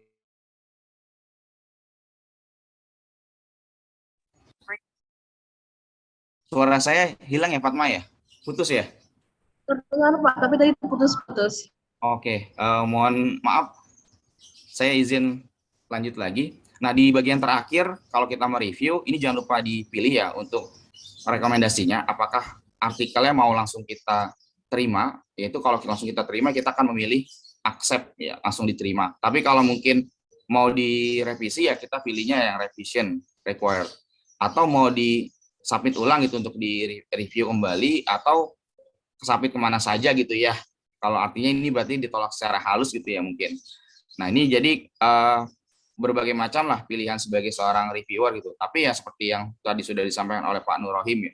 Apalagi ini jurnal baru gitu. Mungkin nanti Fatma bisa memberikan tawaran gitu ya. Pertama mungkin untuk dosen-dosen di PBSI ataupun organisasi banyak ya Pak Abah kenalan di PPJB ataupun IPTABI untuk mengirimkan naskah ke jurnal Lestari gitu ya. Supaya mengirimkan naskah-naskah yang sudah mungkin berkualitas gitu dibandingkan dengan naskah-naskah mahasiswa tugas akhir. Kadang ada juga yang tanpa melalui dosen pembimbingnya tapi langsung disubmit gitu, sehingga seperti yang tadi ditemukan di dalam jurnalnya Pak Nur Rohim tadi ya, ternyata hanya 4 halaman gitu, dan itu pun langsung bagian kesimpulan setelah bagian pendahuluan gitu. Saya rasa itu perlu menjadi pertimbangan gitu ya. Dan mungkin karena memang jurnalnya masih baru ya, saya pernah mengikuti pelatihan di PPJB dulu di Perkumpulan Pengelola Jurnal Bahasa dan Sastra, ya mungkin kita nggak mencari kualitas langsung yang tinggi gitu ya. Tadi juga Pak Nur Rohim menyampaikan, tapi kita mencari mungkin naskah-naskah dulu untuk nantinya naik ke akreditasi ya, minimal dapat akreditasi lah gitu ya Fatma. Nanti mungkin bisa dipasangkan APC, boleh atau enggak, saya nggak tahu ya, karena memang ada di bawah UIN gitu ya, dipasangkan APC boleh atau tidak gitu. Karena di beberapa jurnal biasanya kalau sudah terakreditasi ada artikel publication charge-nya ya. Biasanya kalau sudah masuk Sinta 3 sudah di atas 500 ribuan gitu ya untuk APC-nya gitu. Kalau Sinta 2 malah ada yang 1 juta, ada yang 1,5 dan tergantung dari si pengelola jurnal tersebut ya. Jadi anggaran tersebut juga nanti digunakan untuk membayar reviewer ataupun membayar tadi ya seperti tim gitu ya yang dibentuk oleh Pak Nur Rahim tadi gitu. Tapi ada juga mungkin beberapa jurnal yang memang tidak ada anggaran sama sekali gitu. Jadi kita hanya mendapatkan SK sebagai seorang reviewer gitu dan juga sertifikat. Karena memang di pengelola jurnal ya ikhlas beramal juga ya Pak Abah ya, sudah lebih paham.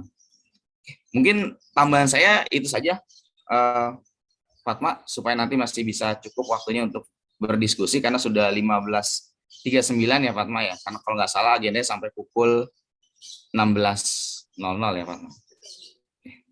Itu saja mungkin saya kembalikan kepada Fatma. Assalamualaikum warahmatullahi wabarakatuh. Waalaikumsalam warahmatullahi wabarakatuh. Terima kasih atas pemaparan materi yang luar biasa Pak Syahabul Huda dan Pak Nur Rahim. Saya sudah memiliki beberapa pertanyaan. Tanpa menunggu lama lagi, saya langsung saja melontarkan pertanyaan tersebut. Yang pertama, berapa idealnya waktu proses untuk review bagi pengelola jurnal sih Pak, sebelum menyerahkan jurnal yang sudah matang ke reviewer? Pak Nur Rahim dulu mungkin, Pak Nur Rahim. Langsung dijawab ya. Saya duluan ya. Ya. Jadi begini, jadi artikel ketika masuk, ya langsung saja ya. Jadi saya contohkan di email saya. Jadi ada artikel yang ada pengelola jurnal minta kepada kita untuk mereview. Misalnya di jurnal Media Hukum UMY Sinta 2 ke saya misalnya. Maka dia ngirim email dan kemudian di dalam email itu dia bilang, dia memperkenalkan tentang jurnalnya, bahwasanya Dio Aji, Sinta 2 dan sebagainya. Kasih link dan sebagainya, kemudian juga kita bisa masuk ke link jurnalnya dan akses yang diberikan oleh mereka sebagai reviewer. Jadi reviewer itu tidak mesti harus kemudian resmi, bahkan reviewer itu tidak di-SK-kan, tidak masuk dalam jajaran pengelola jurnal. Dia hanya bagian lain. Nah, di dalamnya juga ada artikelnya. Nah, ketika ada artikelnya ini, kita bisa melakukan review langsung kepada artikelnya ini. Ya, tapi nggak tahu nih rahasia atau tidak, tapi saya insya Allah nggak apa-apa ya. Nah, ketika kita klik misalnya di sini, maka dia akan masuk kepada jurnalnya dan kita masuk ke akun jurnal. Ini belum saya eksekusi. Jadi, masuk ke akun jurnalnya dan kita review langsung kepada artikel tadi dan dia lari ke posisi yang tadi, yang saya siap untuk melakukan review gitu. Jadi, masuknya mana tadi ya, yang di sini nih. Masuk ke akun mana tadi saya lupa naruhnya. Jadi kita siap untuk melakukan review begitu di akun jurnal kita. Apa di Opera bukan ya? Oke, nggak usah. Nah, itu biasanya artikel yang kita akan review tadi itu kita di naskahnya kita komen sampingnya. Kasih komen. Ini contoh ada satu artikel yang teman yang mungkin tadi sama seperti kayak Mas Syahabul Huda tadi kayaknya. Jadi dia minta tolong ke saya untuk melakukan corresponding. Jadi bingung karena bahasa Inggrisnya kali ya. Jadi minta tolong ke saya untuk menilai apa maksudnya bagaimana menjawabnya gitu. Menjawab dari hasil reviewernya, review dari orang. Ya. Jadi jawaban pertanyaan dari Fatma beranak pinak, nggak apa-apa. Ini memang memanfaatkan momen pertanyaan untuk mengeksplor bahan yang belum selesai. Nah, misalnya ini ada artikel masuk ke teman, dia dikomentari dan dia bingung itu bagaimana merevisinya. Ya. Nah, ini jadi kita komen sebagai reviewer, kita masukkan komentar kita di sebelahnya. Ya, kita masukkannya melalui insert di sini, kemudian masukkan komen. Kalau misalnya ini artikelnya kok bertele-tele nih, atau kalau itu pendahulukan biasanya kan pengantar umumnya singkat padat aja. Misalnya, maka kita kasih komen begini, langsung klik, maka kita komen. Ya, komen sebelahnya kasih komentar, tulis komentar kita apa. Ya, nah biasanya baru jawab di pertanyaan Fatma Cita, anak saya nih. Fakultas Hukum. Nah, jadi baru kita di dalam email itu diberikan ketentuan berapa lama. Kalau menurut saya jangan lama-lama, menggantung orang itu ya cukup 2 minggu aja. 2 minggu itu udah terlalu lama sebenarnya. Kalau dikasih 4 minggu juga nggak dikerjakan. Saya biasanya kalau dikasih review, saya lihat deadline tanggalnya berapa nih. Kemudian baru saya kerjakan menjelang sehari sebelumnya. Ya, kebiasaan anak gontor gitu biasanya last minute. Jadi dia karena banyak yang dikerjakan lain, jadi kerjakannya yang ini. Oh ya udah kalau gitu tuh deadline-nya ditulis ya. Misalnya ini ada deadline nih, saya tulis bisanya di dalam deadline saya tanggal ini target review jurnal Bestari misalnya. Tanggal 30 Agustus saya kerjakan tanggal 29 Agustus biasanya. Karena banyak yang dikerjakan lainnya. Jadi sebenarnya kita kalau ngasih begitu ya jangan lama-lama. Ya, mirip lah dengan Fatma misalnya kalau ditanya oleh orang misalnya langsung aja, kalau nggak suka tolak aja, jangan lama-lama gantung sehari, 2 hari, 3 hari, isi koronya terlalu lama. Jadi itu mungkin jawaban saya dari saya. Silakan Mas Syihabul Huda. Oke. Sedikit menambahkan seperti yang disampaikan oleh Pak Nur Rohim ya, sudah detail ya. Saya bingung mau menambahkan bagaimana, mungkin saya sekadar share juga nih ya. Kemarin belum lama juga saya mereview jurnal estetik ya. Sebentar ini mungkin tampilannya harus di minimize dulu. Nah, di estetik ini mungkin mereviewnya sama seperti yang tadi disampaikan oleh Pak Nur Rohim ya. Dia memberikan mau mereview melalui OJS juga bisa gitu ya, atau melalui email juga bisa gitu ya. Tapi kalau mungkin lebih baik yang melalui OJS gitu supaya ada backupnya gitu. Nah, untuk masalah lama atau tidaknya gitu ya, ini kalau nggak salah saya terima ini 27 April gitu ya.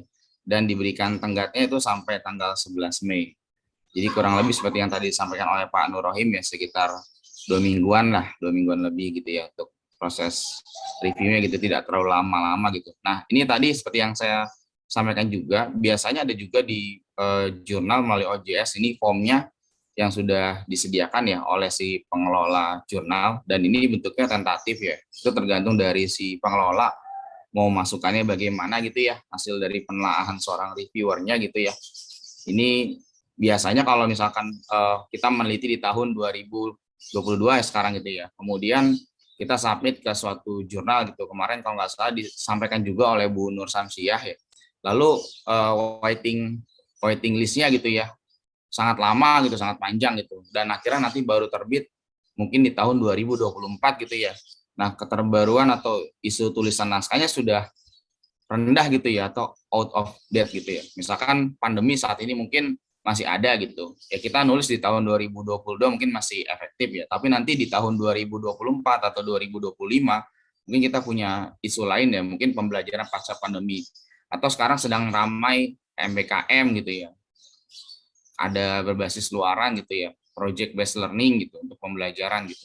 Mungkin sekarang masih banyak peluang gitu untuk bidang kebahasan, tapi nanti mungkin beberapa tahun ke depan naskah-naskah seperti itu sudah tidak tidak baru lagi gitu, ketinggalan zaman gitu ya, atau tidak ada novelty yang lagi gitu yang ditawarkan dari naskah tersebut gitu. Makanya kalau saya menyimak kemarin dari penyampaian Bu Nur Samsia, mungkin kita alangkah baiknya bertanya ya kepada pengelola gitu ya, atau mungkin ada kenalan di dalam suatu jurnal kapan sih artikel terbitnya gitu, ada slot gitu atau enggak. Kemarin ya kalau nggak salah saya menyimak, oh kalau ada nanti kita buat edisi sekian gitu, atau mungkin lebih amannya cari-cari jurnal yang mungkin call paper ya, seperti jurnal Bestari ataupun jurnal lain yang mungkin masih membutuhkan naskah gitu ya. Dan kalau sudah kita mengisi ini nanti jangan lupa nih diisi ya, tapi baiknya di bagian saat mereview ya kita menggunakan fitur blind review gitu, jadi namanya nggak tahu gitu siapa reviewernya gitu ya. Kadang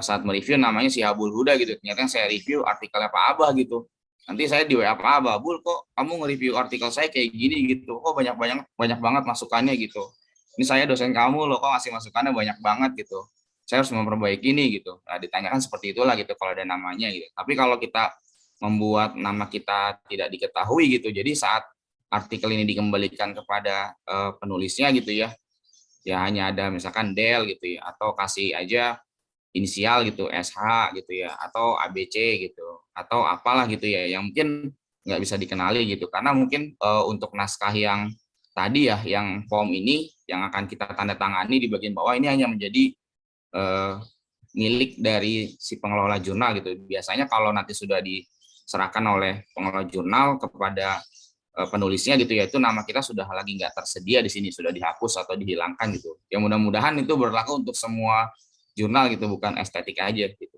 Kalau untuk jurnal-jurnal lain yang mungkin sama gitu ya. Tapi ada juga mungkin yang menyerahkan ada nama reviewernya. Dulu saya pernah nulis di jurnal Bebasan gitu ya. Kalau nggak salah dulu reviewernya Prof. Suwardi Endra Suara gitu. Dan ada nama Prof. Suwardinya gitu tertera di sana gitu. Jadi kalau saya mereview artikel orang, ngerinya kenal juga gitu ya, kenal kok sangat selektif atau mungkin memberikan masukan cukup banyak dan akhirnya nanti diberikan komentar balik gitu ya. Mungkin seperti itu Fatma tambahan dari saya, dan biasanya sekitar 2 minggu lah tadi ya, seperti yang saya terima di jurnal estetik ini. Saya kembalikan kepada Fatma. Baik, terima kasih Pak Nurrohim dan Pak Syihabul Huda atas jawabannya. Pertanyaan selanjutnya adalah, apakah jurnal ini membawa nama kampus? Maksud saya, apakah citasi harus disamakan dengan guideline dari kampus? Di UIN sendiri itu, kalau saya tidak salah, untuk penulisan daftar pustaka dan juga footnote, body note, dan lain-lain itu ada format Turabian. Apakah jurnal Bestari, jurnal yang di bawah HMPS UIN Jakarta, harus mengikuti format yang telah ditentukan oleh UIN Jakarta kepada mahasiswa? Silakan Pak Nurrohim. Sekarang mungkin Pak Syihabul Huda terlebih dahulu untuk menjawabnya. Saya, pertama kalau saya yang menjawab terlebih dahulu, Fatma, saya mungkin pertama mungkin kurang ini ya, karena saya juga sebenarnya home base dari luar, tapi ya nggak apa-apa saya menjawab sedikit ya. Saya melihat di beberapa jurnal di UIN mungkin ataupun di karya tulis ilmiah mahasiswa gitu ya, seperti skripsi, itu ada juga yang menggunakan APA ya, American Psychological Association. Jadi nggak semuanya pakai Turabian. Jadi kalau di karya tulis seperti skripsi gitu ya, dia bisa pakai APA, kenapa di jurnal nggak bisa gitu ya? Apalagi itu kan menjadi wewenang dari jurnal gitu ya, atau masuknya ke dalam gaya selingkuh gitu ya, bukan gaya selingkuh. Kalau kayak gaya selingkuh beda lagi nanti kata Pak Nurrohim itu. Nah, jadi yang kita gunakan adalah gaya selingkuh. Jadi kalau menurut saya merujuknya kepada karya tulis ilmiah akhir mahasiswa ya, seperti skripsi ya, dia boleh pakai APA gitu di beberapa jurusan, seperti di FITK juga, di fisika kalau nggak salah saya pernah melihat ada pakai APA gitu. Jadi kalau di jurnal ya mungkin boleh-boleh saja, tidak ada masalah, karena itu kan gaya selingkuh dari jurnal itu sendiri. Nah, saya juga menjadi editor, section editor di jurnal ILEAL Sinta 2. Saya melihat di ILEAL itu malah sudah pakai APA ya, karena APA lebih enak digunakan gitu, dan lebih jelas gitu ya. Kalau di jurnal-jurnal luar pun lebih banyak ya pakainya APA gitu, jarang ada yang pakai Turabian, meskipun ada yang menggunakan Turabian. Tapi saya melihat selama ini saya submit artikel, meskipun banyak yang ditolak ya pakai gayanya APA gitu, lebih banyak gitu. Dan membedakan APA kalau dalam kutipan langsung kan gampang ya, kalau di ketentuannya kalau untuk ada halaman gitu yang ditulis lengkap gitu, berarti dia memang dikutip secara langsung gitu. Tapi kalau hanya dengan tahun saja, berarti memang dia menggunakan bentuk parafrasa, dan itu yang biasanya disarankan submit di jurnal dengan model parafrasa. Ya, kemarin sudah disampaikan oleh Bu Nur Samsiah tentunya ya, untuk meminimalisasi similarity yang cukup tinggi ya dengan cek Turnitinnya gitu. Jangan sampai nanti seperti di Cipta Hukum misalkan pasang 15% gitu, ternyata saat Fatma submit kena 50% langsung oleh Pak Nurrohim, langsung di reject gitu, karena melebihi standarisasi dari jurnal Cipta Hukumnya Pak Nurrohim gitu ya. Mungkin seperti itu Fatma. Baik, terima kasih Pak Syihabul Huda atas jawabannya. Selanjutnya beralih ke Pak Nurrohim. Apakah ada yang ditambahkan? Saya persilakan. Oke, kalau saya sebenarnya tahu ya, kalau di UIN Jakarta itu memang banyak pakai Turabian. Tapi kita di Cipta Hukum itu malah tidak pakai Turabian, pakai IPA. Saya contohkan buka ya, sekalian promosi mungkin. Jadi di author guidelines ya, jadi bisa dibaca oleh teman-teman, nanti mungkin di jurnal Bestari juga bisa buat. Nanti di sini dalam ketentuan jurnalnya kita akan, penulis juga akan melihat, dan juga reviewer juga akan melihat bagaimana ketentuan. Nah, di dalam ketentuan ini dijelaskan misalnya referensinya menggunakan IPA atau Turobian atau IEEE misalnya, atau yang lain misalnya. Jadi kita bisa lihat. Termasuk juga misalnya similarity, kalau di Cita Hukum kan 20% ya. Jadi kalau 20%-nya, sebenarnya itu 25% juga masih kuning sebenarnya, belum terlalu kuning sebenarnya.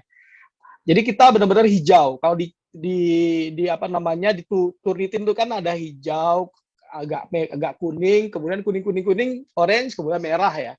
Nah, 20%, kalau kita 20%. Sempat diprotes juga kalau 20% itu terlalu sangar ya.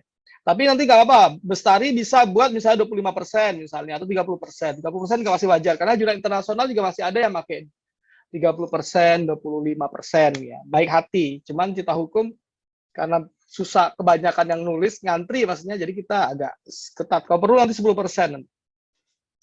Jadi gitu, kemudian ketentuan-ketentuan lainnya, misalnya berapa artikelnya, jangan sampai berlembar-lembar ditulis di author guidance. Saya lihat di Bestari itu nggak ada tadi, belum ada. Mungkin nanti dibuat di konsep di apa namanya di dalamnya. Kalau artikelnya pemandu tulisan ini misalnya ada ketentuan artikel harus berbahasa Inggris dan Rusia misalnya. Kalau dia yang ngasukkan bahasa Indonesia berarti ya ketolak apa langsung adanya. Ya. Kalau artikel harus berisi hal-hal yang bersifat hukum misalnya. Artikel must contain of law science. Tapi nggak ada, ya sudah wassalam. Jadi begitu. Jadi ada ketentuan-ketentuan yang memang dibuat oleh Bestari nanti, termasuk juga tadi yang berkaitan dengan ketentuan yang referensinya. Biasanya kita kalau nulis referensi itu pakai Mendeley dengan atau Zotero ya. Jadi kalau misalnya dia tidak pakai itu, berarti kan kelihatan nanti hidup atau tidaknya, ngeling. Ya. Kita contohkan aja artikel misalnya, sebenarnya kalau PDF itu sudah di PDF-kan dari Mendeley, ya Mas Habul pasti tahu juga. Jadi dianya ketika masuk Word, dia ketahuan hidup atau tidaknya, maksudnya dianya pakai Mendeley atau tidak. Tapi kalau di PDF-kan dia hilang, maka kalau misalnya teman-teman PDF, kalau Cita Hukum kita buat dia hidup juga. Jadi diklik pun masih hidup. Ya. Jadi memang ada, kita pakai aplikasi tersendiri juga. Artikel-artikel yang sudah terbit pun kita menggunakan pola yang hidup tadi, ngeling ke bawah. Ya, misalnya kita buka yang sudah terbit ya. Misalnya Yulia Barbaewa ini dari negara mana nih? Ukraina kan. Jadi di artikel PDF-nya pun misalnya termasuk data penulisnya ini ya, misalnya ini hidup biru ya, diklik dia akan lari kepada orchidnya. Kalau di depannya orchidnya hidup. Kalau artikelnya misalnya nih, dia pakai body note bukan footnote, maka dia biru. Kalau diklik dia, maka dia akan lari kepada artikelnya. Di download nanti diklik dia akan kembali kepada referensi bawah yang terakhir ini, referensinya atau daftar pustakanya. Jadi dia ngeling seperti Mendeley dan Zotero. Tapi kalau saya lihat, nggak tahu, saya belum nemu, mungkin Mas Syihabuddin nemu.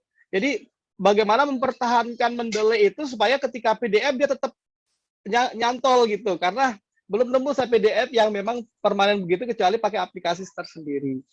Iya. Ya mungkin itu dari saya. Baik, Pak Nur Rohim dan Pak Syabul Huda, kalau dapat saya simpulkan berarti itu kebijakan dari jurnalnya masing-masing ya Pak. Apakah ingin mengikuti ketentuan dari kampus atau ingin membuat author guideline sendiri, seperti itu. Pak Nur Rohim dan Pak Syabul Huda, sebenarnya masih banyak yang ingin saya tanyakan terkait jurnal, namun sayang sekali perbedaan ruang waktu harus memisahkan kita, khususnya untuk Pak Nur Rohim. Untuk menghubungi Pak Nur Rohim, saya harus menyesuaikan waktu yang ada di Indonesia dan di Rusia. Pak Syabul udah merespon Bu Novia emang tega. Baik, Pak Nur Rohim dan Pak Syihabul Huda, barangkali kalau ada waktu lagi nanti sesi diskusi mengenai pengelolaan jurnal, akan saya tanyakan kembali pertanyaan yang masih menyelimuti saya terkait pengelolaan jurnal.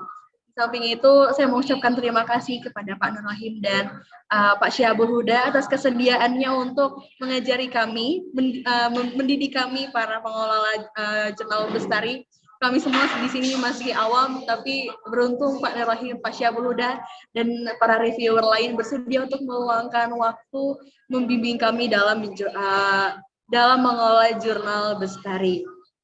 Pak Nur Rahim dan Pak Syahabul Huda serta peserta workshop, peserta lokakarya, alhamdulillah sesi diskusi telah selesai. Mohon maaf saya tidak membuka sesi diskusi untuk peserta karena keterbatasan waktu. Mungkin dapat kita lanjutkan di lain kesempatan nanti. Saya moderator Fatma Cita Zunrama, sekaligus editor in chief. Mohon maaf apabila ada kesalahan. Sebelum itu saya izin untuk memberikan sertifikat kepada Pak Nur Rahim dan Pak Syahabul Huda. Untuk itu kepada operator saya persilakan untuk menampilkan sertifikat.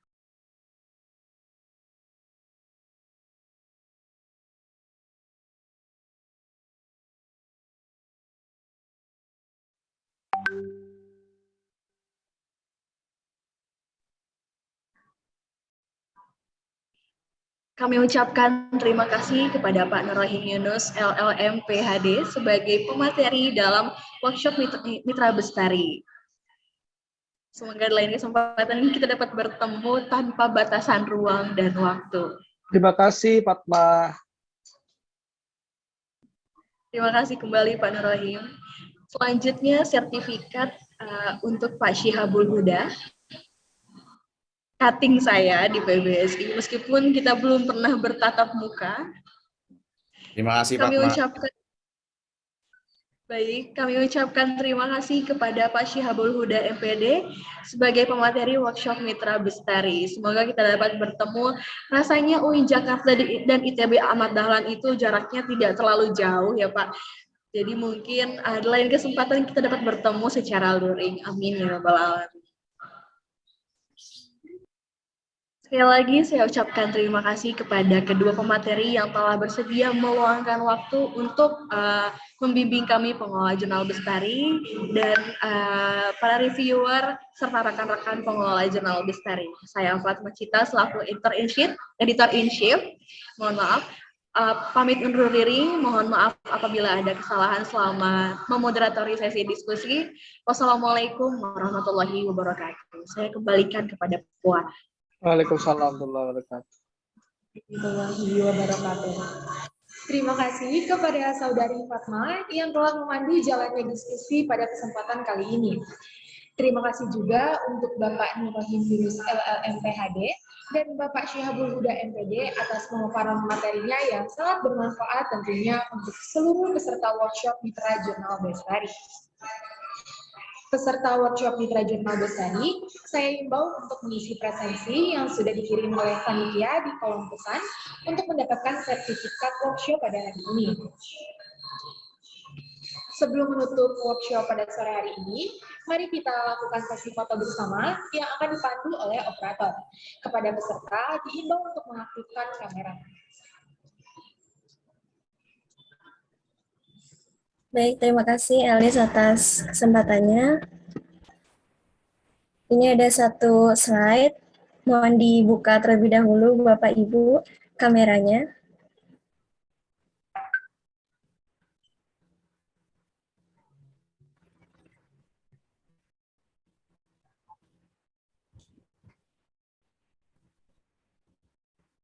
Baik, mungkin sudah ya. Kita hitung mundur dari 3, 2, 1. Sebentar. Satu kali lagi, Bapak Ibu. 3, 2, 1. Baik, sudah. Terima kasih. Saya kembalikan kembali kepada MC.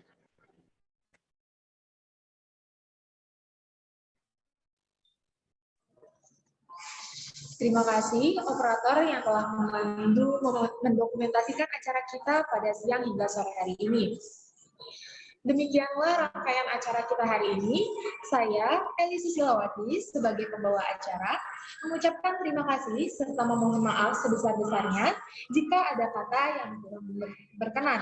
Dan marilah kita tutup acara workshop Mitra Jurnal Bestari HMPS PBSI 2022 dengan mengucapkan hamdalah bersama. Alhamdulillah. Terima kasih. Terima kasih narasumber. Terima kasih Pak Abah. Terima kasih Pak Nurrahim, Pak Ya, Siabul terima Huda. kasih Pak Nur Rohim, Pak Syabul Huda, terima kasih. MC-nya belum selesai ngomong. Iya, iya, makasih. MC udah selesai, MC. Itu ya. MC-nya belum selesai, Pak. Maaf, Bapak. MC-nya belum selesai ngomong, kasihan. Ya, silakan MC. Ya baik, kita tutup dulu rangkaian acara ini. Terima kasih seluruh peserta yang telah bergabung. Sampai bertemu di lain waktu. Jaga kesehatan dan tetap semangat. Saya tutup acara workshop Mitra Jurnal Bestari kali ini. Terima kasih. Salam sastra, salam bahasa, dan salam budaya. HMKS PBSI, semangat berkarya. Wassalamualaikum warahmatullahi wabarakatuh. Waalaikumsalam warahmatullahi wabarakatuh. Saya serahkan kepada Waalaikumsalam Iya, enggak. warahmatullahi wabarakatuh. Terima kasih Pak Abah. Bapak Ibu, Terima kasih Pak Nurrahim. Si mohon Habib. jangan meninggalkan grup terlebih dahulu. Terima kasih Pak Terima Siabul Ada Huda, beberapa yang Bapak Ibu. Abul. Pak Fatma mau ngomong lagi. Ya, Ya ya. Pak, sebentar Pak. Ya, Yang silakan. pertama Bapak dan Ibu mohon untuk Yang pertama Bapak dan Ibu mohon untuk mengisi presensi untuk keperluan sertifikat menghadiri workshop ini. Yang kedua, pembagian editor section ini ada Elis di bidang pembelajaran, Okta membantu di jurnal dialektika, Selvia di bidang sastra, dan Naswa di bidang MIPA. Selanjutnya akan ada pemberian akun reviewer, mohon maaf. Yang kelima, pendampingan pembuatan ID publikasi dan melengkapi akun untuk reviewer. Dan yang keenam, kami meminta kesediaan para reviewer untuk masuk ke dalam grup reviewer. Kepada Bapak Ibu saya tanyakan apakah bersedia untuk masuk ke dalam grup reviewer Jurnal Bestari? Ya, bersedia. Ya. Insya Allah bersedia.